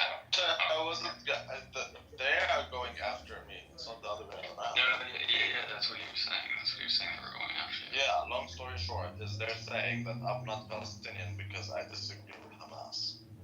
And it's like, nigga, do you know that most Palestinians disagree with Hamas? Are you aware? Especially if you take the diaspora also, are you aware of that? Oh no, if you don't support Hamas, then you're not a Palestinian according to these people. So it's like, okay, do you understand that then the Palestinian president is not Palestinian according to your dumb definition? This is Prince, dude. Like, the low tier. I mean, that could resolve all the refugee statuses. Then we could say those aren't Palestinians. They're now members of their states. And the only true Palestinians are affiliates of Hamas. So that's what the Mikhails, I don't know if you know Mikhail and I do. Prince. Yeah, that's what these people are like. They're like hardcore jihad, like terrorists. Yeah, I know. California. Right, so I'm sorry, I disagree with Hamas. I don't Yeah, think because Hamas. it's stupid. Like, if you really wanted to accomplish something, you would not do it the way Hamas is doing it. I would not. I think that's a retarded. I disagree with Zionism. Sure, that's fine. But, Hamas, listen, say what you will about Zionism. It worked. It is producing something. What is Hamas doing? No, that's not my claim. I disagree with Zionism. I don't think it works. But Okay. they're calling me a Zionist because I disagree with Hamas. I'm like, nigga, Why can't Are you you disagree aware? with Hamas and be against the Zionists? I don't know. I don't know why I can't be that. I don't So, know. in their opinion, the PA is not Palestinian? It seems like, according to Prince, and the dumb thing that he gave me is like, you don't fit the standard to be the. I'm like, nigga, who the hell elected you? It's like, but they elected me. I'm like, nigga, okay, but the He people claims who that he's are Palestinian. It's not even Palestinian. He's originally Syrian from North Lebanon culturally. But he's saying I'm not Palestinian. Because I disagree with Hamas. I'm like, nigga, what are you talking about, son? Well, You're I right. mean, is he less Lebanese if he disagrees with Hezbollah? According to people like him, probably. Interesting. Actually, no, because Hezbollah is Shiite. So he probably wouldn't have that take. Because Yeah, that is weird. Yeah, he's very dumb. He's not a smart guy, dude. That's what I'm telling you. He's not a smart guy. So Well, he wants death. he goes with emotions. The same goes for Mikhail. Like the guy's drunk in Ramadan 24/7. It's like this. Yeah, how about you talk to me when you sober up? Yeah, I'm sorry. I disagree. I just disagree. And With Zionism? no, yes, I disagree with Zionism, but with them. So like, Oh, yeah. you guys have it also, but not as bad as the Palestinians. Where? Also, but not as bad as Palestinians. Like you guys are, if you disagree with the Zionists, then you are whatever. But it's not as bad as the Palestinians, where what we have is a sort of hyper. Listen, all ideologies engage in gatekeeping, and sometimes those are productive and sometimes they're not. It's a secret sauce to get it like to a nice, productive, critical mass, where like you're saying all of the things you agree with, but still critiquing it so that you can not just be in an echo chamber. Well, that's the thing. So on the Palestinian side of things, our movement is hijacked for like at least 40 years now. Oh yeah, 100%. No, you guys are like the poster child for whatever Islam wants to campaign about. Like you're a fundraiser. To a large extent, and not just the Muslims, it's also like the non-Palestinian Arabs who believe in like pan-Arabism and things like that, and the Islamists. Yeah, it's like a weird funding for like big Middle East projects or something. But like it only works so long as you guys are still disadvantaged. Like there's no like that political will is billions deeper than the population of Palestinians, is more productive to more people, and is irrelevant to the Palestinians, except that the Palestinians need to stay in a horrible, terrible state because we need to collect more money. We don't have enough yet. There is truth to that. Yeah, it's fucked up. We're just simply not represented in this movement. Yeah, we're not hearing Palestinians. We're hearing everyone else yelling about how horrible it is to treat the Palestinians any way than what they say. Yeah, but like, as for me, most of the people I know are Palestinian anyways back home. Right. Most of them are like me. Yeah, that makes sense. So they're like me in one sense, which is like, for example, if you ask me personally, I don't give two shits if it's a one-bit solution. I don't mind that. I don't mind it being called Israel, and to me the problem is a displacement problem. And if you give us our equal rights, then that is not an issue. That's it. I don't think we should. All the Jews should be sent back. For example, if you ask me, crazy. It's also a non-starter. Your ancestor comes from Europe, but if you're born here, your father is born here, and his father is born here, can I tell you this is not your land also? I'm not so sure. I don't know. So I'm open to them being there, but like give us our rights. You see, that's most Palestinians are like me, but you're not gonna hear those. You're gonna hear the Mikhails of the No, I world. find them. They're quieter. They don't talk loud like the jihadis. Well, I'm super loud. It's just that you're automatically. You're not loud. You're a troll. You hide. No. Yeah, trolling is hiding. You could just be honest with your opinions and worldviews, but you prefer to be a troll. It's fine. People have pastimes.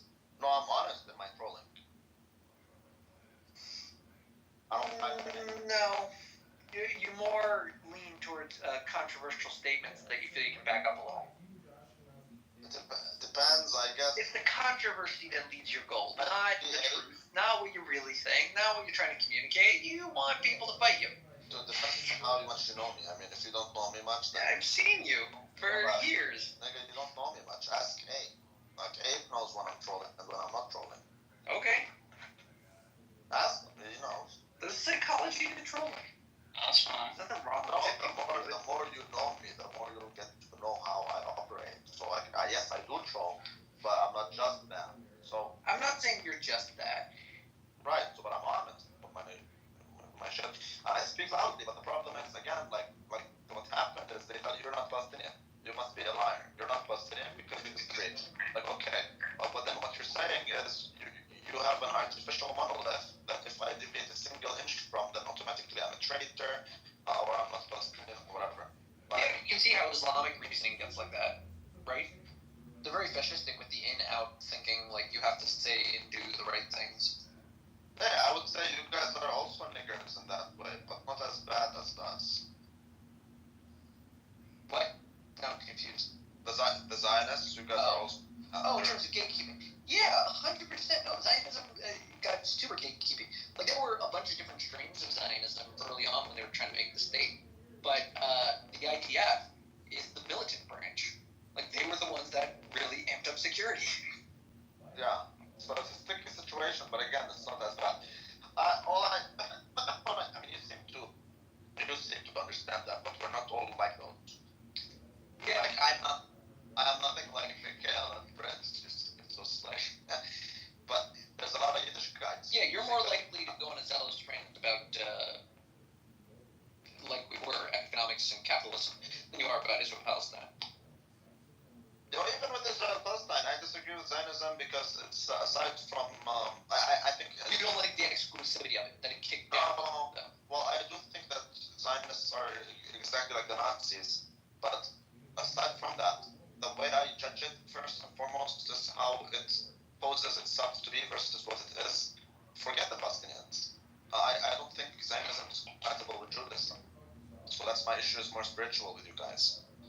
It's not that. That's like a weird objection to make up, right? Like, no one is going to consider your judgment on Jewish fulfillment of Jewish law to be, like, persuasive. I know you call yourself a rabbi, but no one thinks that an Orthodox Christian Arab that's pretending to be a rabbi is anyone's expert on, like, fulfillment of Jewish law. So, like, that's a weird argument. Yeah, but they can't. It's an easily defeatable argument. No, It's an argument that, like, is asking to be destroyed. Like, you're saying, like, I know they're following their laws badly. Like, what do you even care if they're following their laws badly? They're laws, right? There you go. Diffused. What's your argument now? No, there are my laws. They're your laws? So what do you care how they fulfill their interpretation of what you consider to be your laws? Well, because their interpretation has real-life consequence, and the ultra-Orthodox agree with them. Okay, so that was 2 different points. A, they have consequences. Are you saying that the consequences of them following through on their interpretation of the laws are bad in your assessment? No. No? Well, I can tell you what I mean. The ultra-Orthodox agree with me. Well, that was the second thing you said. We didn't touch that yet. Yeah, it's the issue. That's the main issue here. I agree with them also. I do believe that Zionism is incompatible. I think Zionism is an attack on Judaism. Who have you spoken to from the Orthodox Jewish community? I don't have to speak to them in general to know what they believe. I mean, you are talking to one member of the Orthodox Jewish community. I can explain to you. There's a rabbi called Rabbi Yaakov Shapiro. Okay. He's actually smart. He's a Yiddish guy from New York. Maybe you've heard of him. Maybe. Rabbi Yaakov Shapiro is a smart guy. If you look into what he says, I agree with a lot of things that he says regarding that. Okay, so you're saying you found a rabbi and you agree with his views? I found a rabbi who agrees with my views. Well, okay, but what was the value of finding a rabbi? That it refutes your claim that no one agrees with me. But there's a lot of. Oh, you're saying he had support for your position? Yeah, he did teach me some things. Okay, so I'd say go find that rabbi. Well, Because, like you said, he taught you some things. He did teach me some things, especially regarding the early. I'm just saying, this is like simple appointment of a teacher kind of concepts. Like, if there was an area of insight that you were curious in, and you found someone that had insight in there and gave it to you freely, and you enriched your life, why would you stop going to that guy? I wasn't. It's not that I was curious and he gave it to me. It's more like he added to my knowledge within a certain domain. Yeah. But I I'd say go to him. I do believe that Zionism is incompatible with Judaism. Okay, but I'd say, like, go have a dialogue with him, try and develop it, like, elaborate on the idea, defend it better. Why would I defend it? He does it perfectly. I don't know. I'm saying if you want to understand the concept. Yeah, I don't think it's incompatible with Judaism, but, you know, teach it something. It's not exactly, because I think these things are very. I read that one. What are you talking about? I'm reading that. Look at this hack in the audience. We've been reading. Satmar is anti-Zionist. Who the hell is Satmar? Satmar is a family of Hasidim. Oh, yeah, well, I love them. I love the Hasids. So, like, to me, like, for example, if you check the early Zionist writers, they were the most anti-Semitic. It's crazy if you Jews are so weak and pathetic, and we don't want to be like them. We want to be like the Goyim and whatever. So they recreated Judaism. They hijacked Judaism. The Zionists hijacked Judaism. So I do believe it to be a big problem to the Torah observant Jews, which are the ones that I like. I don't like the secular Jews. I find them to be super detestable. But you already know that. Let me put a question to both of you, right? Okay, so what is Zionism and how do you define Zionism? Because you can be a religious Zionist. Okay. What is that? Like Mizrahi is religious Zionists that believe in keeping the Torah and making Israel closer to being a theocracy as possible. So I can tell you a few things on that front. First things first, how do you define Zionism? That's a very good question. And that is the problem, is that it's very open-ended. It's exactly like terrorism. It means different things to different people. That is an issue. Now, number two is, you said that there's Zionists who believe in keeping Torah and whatever. But everyone keeps Torah if they can redefine Torah. So I'm keeping Torah. So Shabbat keeping Torah by telling people to go against Torah. But he redefined it. You know Shabbat tzvi, right? Yes, we know of them. Yeah, and he's telling you need to do orgies on the Shabbos. How's that Torah? I don't know about it. I mean, he is prolific in Torah. You see what I'm saying? So what you believe Yeah, but he was a charlatan. Yeah, okay, but who's to say that you're not? Who's to say that your rabbi isn't? I mean, I'm fine with saying I'm not a charlatan. Yeah, of course, we all are. I'm pretty sure. I have yet to lead a movement like Shabbat tzvi. I feel like that works in my credit. Yeah, but I'm pretty sure Shabbat tzvi himself didn't see himself as a charlatan. I'm pretty sure he did after he converted. No, he didn't convert out of, he converted out of, his followers would disagree with you. He's talking about the guys in Turkey? Yeah. No one cares what they think. What's up? The Muslims don't care what they think. The Jews don't care what they think. They barely care what they think. Regardless, I'm just trying to tell you that who is to say these things? I can reinterpret things and, okay, I'm keeping Torah. Well, I'm trying to use the word charlatan as its best use. Like, to describe the Shabbat tzvi phenomenon. Charlatan is like the best word. Okay, but Shabbat tzvi is a charlatan. Yeah. But charlatans are not. But charlatans are not Shabbat tzvi. You can be a charlatan without doing what he did. You can be a charlatan. You can be a charlatan. You can be a charlatan by claiming you follow Torah when you don't. Right? Okay, sure. There's Exactly. many ways to be a charlatan. Correct. Exactly. So then, when people are religious, But I'm still not sure why you're bringing up Shabbat tzvi. because when people are religious Zionists, there's Zionists who claim to follow Torah, but okay, that's all it is. It's a claim that they follow Torah. I believe the Torah is incompatible with Zionism. Why? Many reasons. One reason is that you believe that Mashiach didn't come, and you can only establish a Jewish state after Mashiach comes. Why? Why? You don't think that's the case? Why would the Messiah why would the state only come after the Messiah comes? Wouldn't it be the opposite? No, it's not the opposite.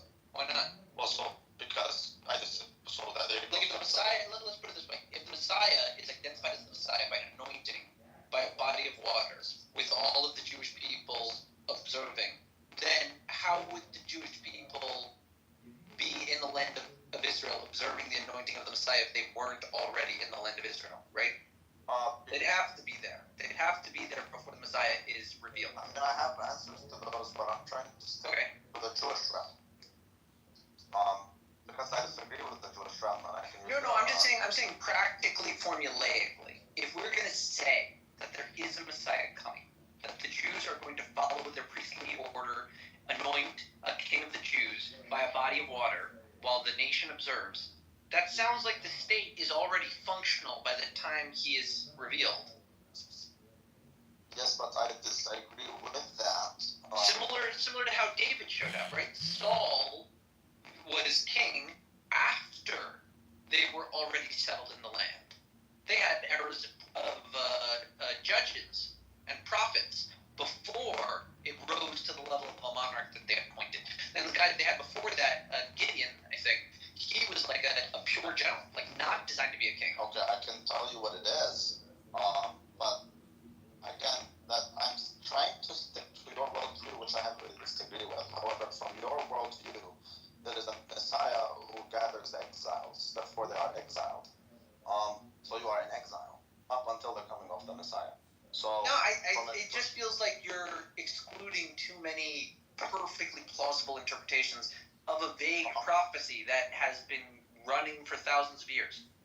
It's not me, it's the ultra-Orthodox Jews. But because it is in line with your Jewish beliefs. Okay, so if there are, whatever these quote-unquote ultra-Orthodox Jews, making a case, right, based on prophecies of the Messiah, they are proving through their hermeneutics and their wisdom of the text that such and such cannot be done A, B, C, X, Y, and Z. Yet at the same time, all of those commentaries will be very freely rejected the second some oil is put on a king's head. Right? The proper interpretation of the prophecy goes one of two different ways. Either A, you are preserving the received understanding from the original audience as it was best carried out through time, or you are today reading the thing, and it's new. I'm not sure why. How can the Messiah gather exiles if they're already gathered? How can the Messiah gather the exiles? The rabbis discussed the different prophecies about the Messianic age. There's like one era where he's waging war. There's another where everyone's impoverished. There's another where everyone's happy and healthy. I can answer all these things, but I'm trying to. Yeah, a lot of people answer all these things. That's what I'm saying. They're all just answers. They're arguments. The Christians and the Jews have both been making their case that either it has already happened, it hasn't happened yet, and it's definitely going to happen this way. That the text already answered these questions, but Okay. So it's already been answered. That's just an argument. It is an argument. Yeah. If that's me, because And I'm saying the Jews have their arguments. So I'm not all I'm saying is I'm more persuaded by facts and reality than interpretations. Someone wants to say the Messianic age has to go A, B, C, X, Y, Z. Okay, maybe. Someone else accomplishes the Messianic age without going A, B, C, D, X, Y, Z. Then I'd say that interpreter was wrong. Yeah, but I'm not focusing on interpretations. I'm telling you, I don't care what the Jews or the Christians think. I care what the Torah says. Okay, but that seems weird. What do you mean? You can call yourself a Jew, and you can call yourself a Christian, and disagree with God and His prophets. That doesn't. You're neither a Jew nor a Christian, regardless of what you call yourself. That feels like an unsecular. Why are you talking about secular Jews? No, I'm not talking about secular Jews. I'm telling you that you can call your. My point. I'm not talking about the interpretations of these texts. I'm also not telling you my beliefs on the matter because I can easily argue these things. I'm trying to stick to your worldview, which is the Jewish rabbinical understanding of things. And I'm trying to tell you how from your groups, the ultra-Orthodox disagree with you. Why? Why would Zionism be wrong under a Jewish model? Because only after the Messiah comes can you establish a so-called Jewish state, and you believe the Messiah didn't come, and the Messiah gathers the exiles. So you are in exile until the coming of HaMashiach, according to your own rabbis. If that were true, then why would some rabbis be of the opinion that it is an obligation upon a Jew to move to Israel? You have to be in Israel or near Israel for the temple. Now, you don't have a temple, but when the Messiah comes, Yeah, but regardless of the temple, the obligation stands. Jews from all eras have moved to Israel. Because of the temple. I'm just saying they are always moving back. You're saying that it's the Messiah that's going to pull it up. But what if they just move back? I'm saying they move there because of the temple. You have to. But what happens if they're just there? Like if no Messiah has been revealed and it just happens to be, like practically, let's just say, every single Jew on the planet is in Israel. You're just going to deny that as a fact? I disagree with what you claim to be a fact. I'm saying this is a hypothetical. Understand, this is not a current. I'm simply saying, in the event that this happens, you're saying because of your interpretation of Scripture, you would deny the reality of it. And I'm confused. I'm not denying the reality of it. I don't believe your version of reality. I don't believe to be real. I'm trying to tell you that your rabbis also disagree with you. I mean, the Jews are there now, right? We agree with those facts. The Jews are not there. They're not there. Okay, who's there? Some people who are Jewish, some people, most of them who claim to be Jewish. At the same time, there's a lot of Jews like your humble self who are all the way in New York. Right. Right. But a lot of Jews living in Israel, right? So what does that mean? Well, the majority of Jews on the planet live in the land of Israel. Legally, that matters actually a great deal. Yeah, but I don't think God is playing ping pong with you. I don't think God does I didn't say ping pong. I'm just saying that the majority of Jews on the planet live in Israel. What does that mean? And you're assuming that these Jews are Jewish. You're assuming You those should say I'm assuming the Jews are Jewish. Yeah, and you're assuming that, correct, and you're assuming that you can be a Jew without being Jewish, and which also contradicts Torah. A Jew without being Jewish. Yeah, if you're not Jewish, you're not a Jew, according to I'm not sure what you think you're saying right now. Huh? I'm not sure what you think you're saying right now. Yeah, I'm saying that if you're not Jewish, you're not a Jew. That seems tautological.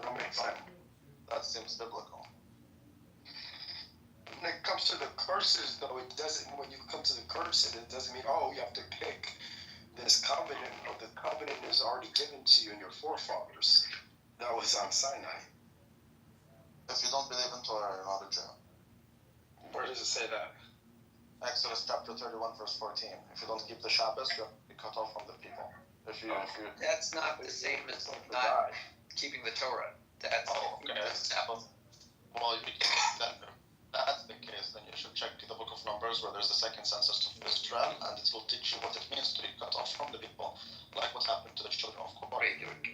The children of Korah rebelled against Moshe, and because of that, they were cut off from the people. They're no longer considered to be of the tribes, which is why they didn't receive an inheritance in the land as according to the census. Now, if you rebel against Moshe, you're no longer. Imagine rebelling against God himself.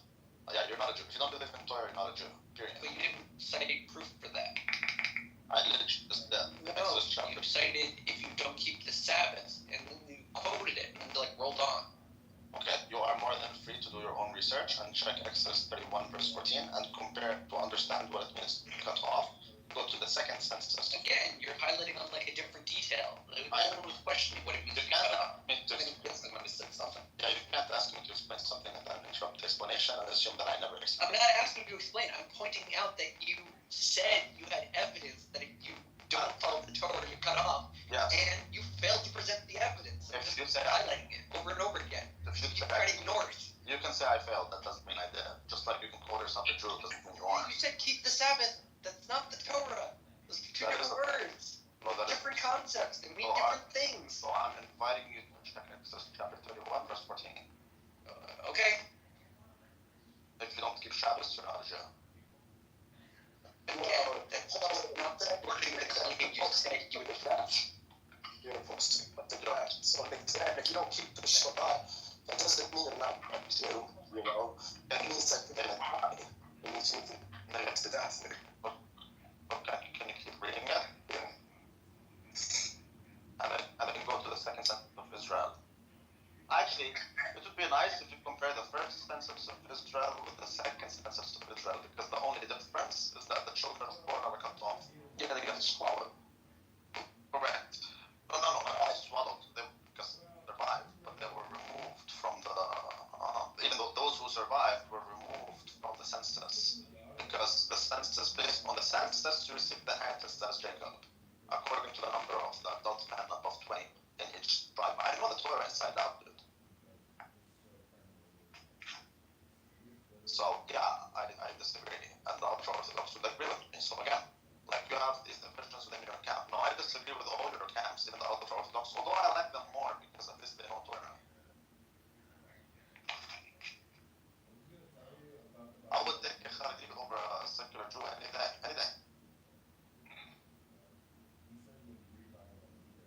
Baruch Hashem. Although I don't think that they're righteous, but hey, at least they you need, if you don't Torah, you have a real problem. I don't know why you guys would disagree with that. Yeah, halacha, it's not that someone doesn't keep Shabbos or anything, they're not Jewish. They're a status for the word Higalite, to use the word a non-Jew. Wait, they don't need to convert anything, and they should keep the mitzvahs in all the sense. They're Jewish in that sense, just in the sense that there's certain, let's say, benefits and insert application allowed to them in relation to that, where it's very different. But you're relying on the Talmud and some rabbi for that explanation. When you actually go to the text itself, for example,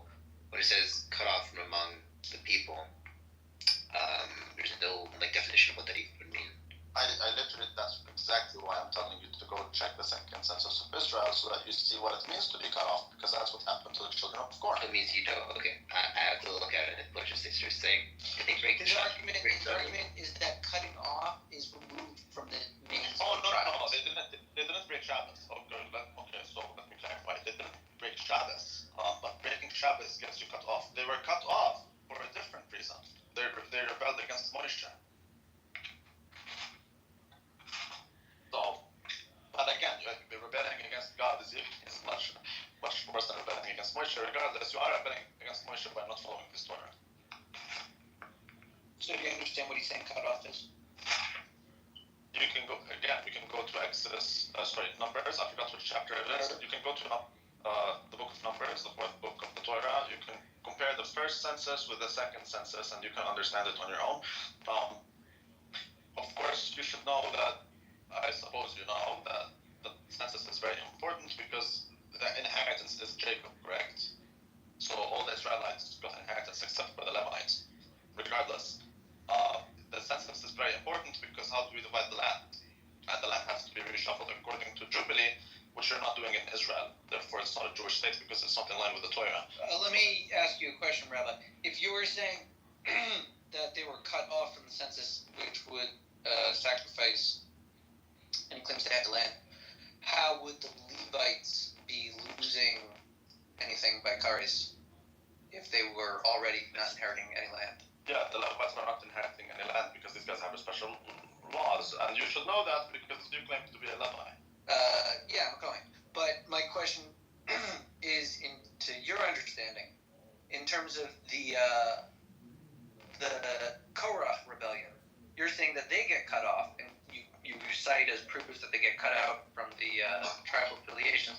But why would they be tracking the Levite families if that was only for portion of inheritance? For a different reason. The Levites are important because you need the Levites to be the priests. If you're not a Levite, you can't be a priest.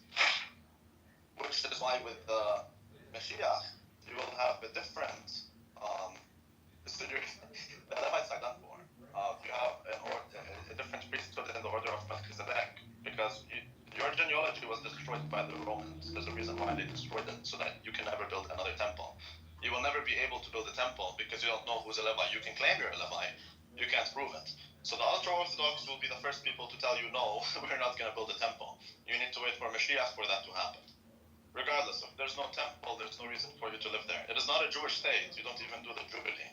So, I'm telling you, there's a million reasons as to why Zionism is, in fact, it counters Judaism. It's a direct attack on Judaism. Zionism is a direct attack on Judaism. Because they don't keep the Yovel to your satisfaction? Because they change what it is to be a Jew. The Jews are the people Also, who do accept you know what level of detail they go into to keep the Shemitah cycle? I just like flat out accuse them of not holding by the Yovel. I don't think you know what they really do in the state. You are aware that They don't. if you keep They do keep the Shemitah. Wait, they haven't kept it since the first temple. Even the second. Okay, but you don't keep the Shemitah in line with the law because if you break one rule, it says if you broke all of it, and you know that. You know that. I shouldn't be the one telling you that. What? I've never heard that if you break one rule, you break all of them. Of I've course. never heard that. So there's the American Constitution. I don't steal, but I kill. Am I a good citizen? No, I don't steal, but I do. So if that is the case with the secular law, why don't you think that the divine law is even more just? Is it just for me to say that you follow Torah? Or you don't follow it? Wait. So if I have Sounds like it would be I false. commit adultery, is that the same as me eating pork bacon? No. So will I get the death penalty? I get the death penalty for having sex with somebody's wife, but I don't get the death penalty for me. So how is it the same? How is that the same? No one's saying the same. No, you're saying you break one law, you break all the laws, and I don't know where you got that.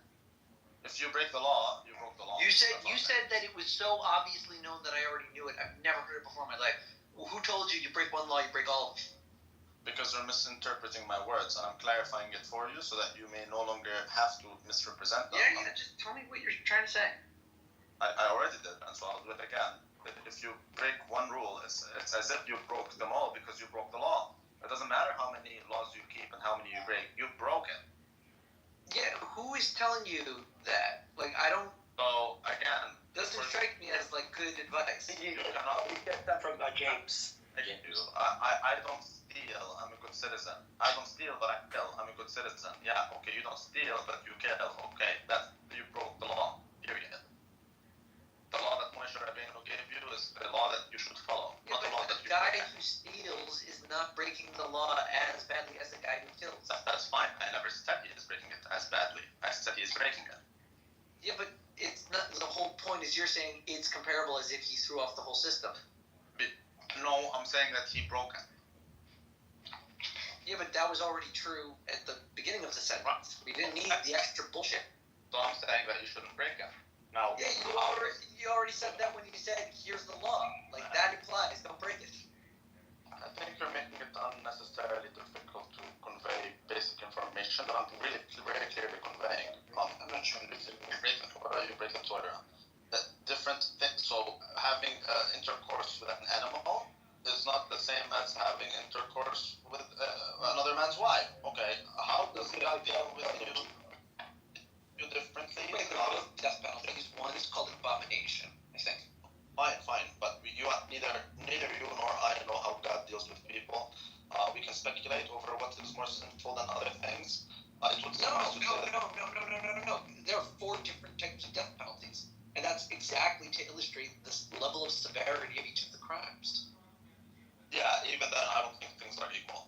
They're not equal. That's the point of the 4 different ones. So even within the same, That's just within death penalties, and not everything's in a capital offense. Okay, so you're saying In all punishments, you have ones that kill you and ones that don't. Of the ones that kill you, even there, you have delineations of importance. I'm telling you, even within the ones that kill you, within the same bracket of importance, they're still not the same importance. We don't know how God deals with things. He deals with things as he deals with them. My job isn't to determine what is more sinful than the other. My job is to know that both are sinful, and therefore thou shalt not practice them. No, I think you also have to understand the rationale behind it. Do you think God gave you, like, if God wanted you to follow a strict regimen, he would have just given you rules. He did give you rules. But he didn't just give you rules. He gave you rules. Right? It could have just been the 10 Commandments. He gave you. God could have just gone, here you go, 10, done. You're the one who does that with your legalism. I don't go by your legalism. So I agree that he didn't just give you rules. You're the one who. He gave a whole story. I am more than aware. I don't believe that he just gave you rules. You are the one who insists on dividing it into 613 commandments, and you're the one who has a legalism. That's only to see when there was an instruction and when there wasn't. Like, the book itself is not an instruction manual. It's not an instruction manual, it's more like a warning post. These are the little things, so that you may know that these acts are sinful.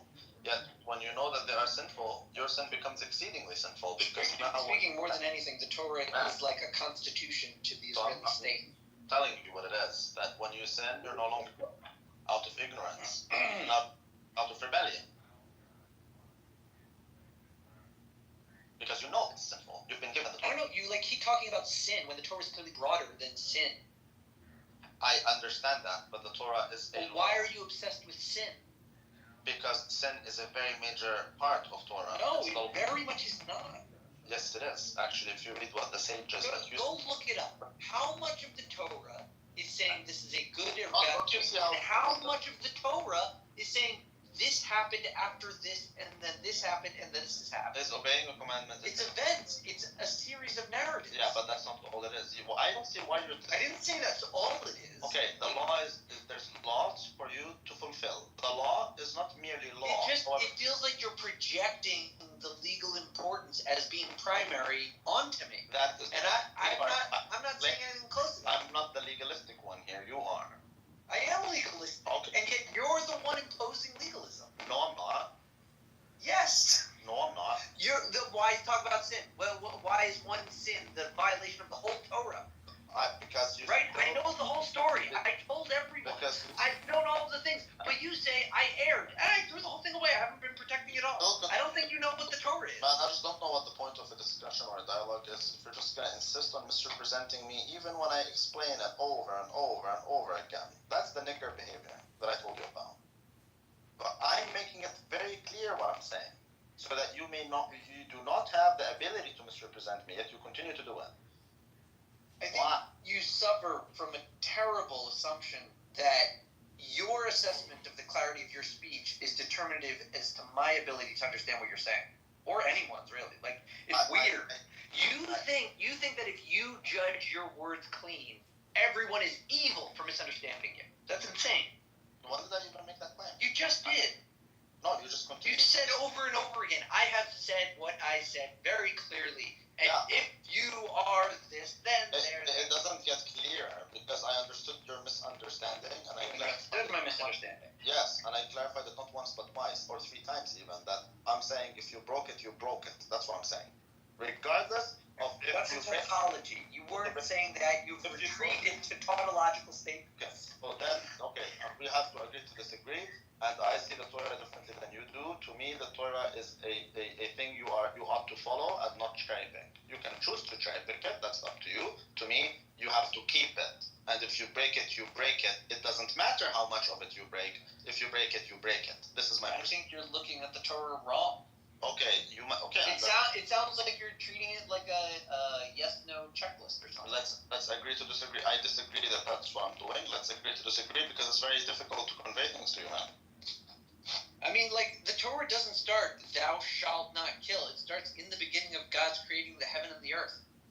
Correct, and I still don't see how that has a bearing on the fact that it does tell you thou shalt not kill. Because what does that have to do with that? Right? It doesn't have to do with Why the fuck? If I'm supposed to be judging sins and good deeds, why do we start in the beginning of God's creating of the heavens and the earth? That seems a bit broader.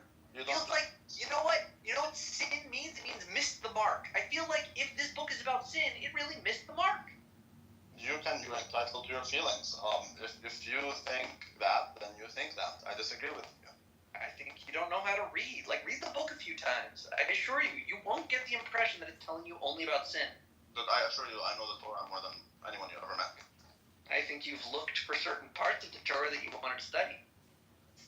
I doubt you've actually approached it as if it was like a simple book that you wanted to analyze and critically evaluate. I doubt it. Very heavily. It's hard. You grew up in a place with a bunch of people that had very particular ways to read that very specific book, and it's hard to get the quiet and read it honestly for yourself. So you can continue to assume things, or you can have a dialogue. No, I mean, I don't have to assume it. You've already submitted your understanding. But you are assuming things, and that's what I did a long time ago. Listen, I don't have to assume. I've studied the Torah for decades in more prestigious schools than you have ever even gotten close to. And I assure you, your knowledge, you have expressed your understanding of the Torah clearly enough that I can very simply judge it as incorrect. Well, that's fine. Well, then your problem is with the ultra-Orthodox who just so happen to agree with me and disagree with you. So. See, you use the term ultra-Orthodox. I don't know what you mean by that, but, like, you might be referring to me, you might be referring to my friends. I know these people. You're modern Orthodox or conservative at best. No, simple Orthodox. Yeah, okay, simple Orthodox, exactly. Yeah, I'm talking about actually the Shkines. I'm a Jew. Like, I don't know what you think that means. I'm as from as they come. It means someone who knows my hat is black and my shirt is white. Okay, what does that mean? You still don't know that you need to keep Shabbos. And if you don't keep Shabbos, you're not a Jew. What makes you think I don't keep the Shabbos? Like, you assert these things as if they defend you. Right? But I didn't say that. Slow down. Let's unpack. But I didn't even say that. Slow down. Oh, I didn't even say that. Slow down. I didn't say that. Okay. You see, why do you keep misrepresenting? I'm expressing my expertise in Judaism. To judge my expert opinion that you don't know the Torah. There's nothing expert about you. You don't know that. Right. You then distance me from an ultra-Orthodox category, and then assert that I violate the Sabbath. I never said that. You misrepresented me as a whole. You said I don't keep the Sabbath. I didn't say that. You want to misrepresent me as you've been doing since the beginning. What would you like to say instead of I don't keep the Sabbath? But I didn't say that. To say something instead of it. Instead of this thing that I heard you say, suggest that you listen before you open your mouth. That's number one. Number two, because I don't know how you studied Torah if you just talk when someone talks all the time. No, I'm talking Number two over is- you at this point. Yeah, you always do that. Number No, two is no, nothing. not always. I listen Here to we go. what you Here said. we go. So, yeah, well, it's just me saying it. It's Moishe. It's Moishe Listen, saying it. I don't know what's like putting you so on tilt. Like, yeah, I was done with the conversation. That's why I'm freely drunk. Okay, then don't talk about it. If you're a coward, don't talk about it. Okay. But if you want to talk Torah, let's talk Torah. Right. I So did. this is not, I told you. these are not my words. assessment, Randy. It So, upset you. I don't care about your assessment. I care about It's Moses. fine then. Right. I don't follow you. I follow Moses. Okay. Right. Exodus chapter 31, verse 14. Very clear. Take it, leave it. Up to you. Totally up to you. If you don't follow, I'm not saying you don't do Shabbos. I never said that. If you don't follow Shabbos, You're gone. no, I didn't say that. I don't know if you keep it or not. I do. I don't care if you. I personally don't care if you keep it or not because I I disagree care with the very way you much keep that I it. do. Okay, I'm happy that you care. I don't care because I disagree with how you keep it anyways. Okay? What I'm telling you is, if you don't keep it, you're not a Jew according to Moshe. Okay. The Jew follows Moshe. He doesn't follow Mikdad. The Jew who follows Mikdad is not a Jew. The Jew does not follow Moshe. Moshe died. Well, I'm sad that you think Moshe is dead. Moshe is dead. I don't think Moshe is dead. It says so in the Torah. That's because he's physically dead. He's white. But the spirit doesn't die. Isn't that true of most of the dead? I think it is true when it says added to his people. There's a meaning. So you want to say no one is dead? Death is a separation from God. That some people are dead even when they're living. Playing word games. Moses is dead. That you're more than free to have that belief. Yeah, I'm just using the English language. But like, you want to play word games? It's fun. You can again continue to misrepresent me by claiming I play games, when in reality I'm telling you that some people are dead even You when asked they me to live. read Exodus 2, whatever. Go read the last 9 verses of Deuteronomy, and then get back to whether or not Moses died. Yeah, the last again, I already explained to you that that's physical death, and death is not limited Right, to that. right. It's spiritual death. He's dead. He's not dead. I get it. It is physically dead. Right. Don't you believe in the resurrection of the dead? This is how it goes Do you in believe- Christian places, I assume. I get you assume, exactly. I assume it's difficult for you guys to just say dead is dead. I think it's difficult for you guys to read your Torah.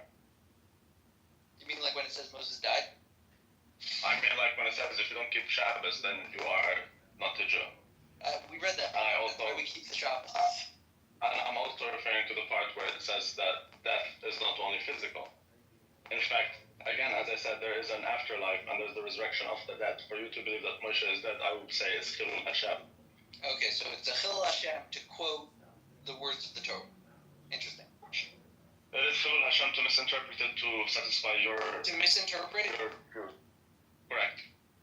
Moses is Because the dead. Torah, because Moses didn't try to. Moses is not a kid, and neither is God, and he gave you something that is very clear, so that you may have no excuse for misinterpreting it.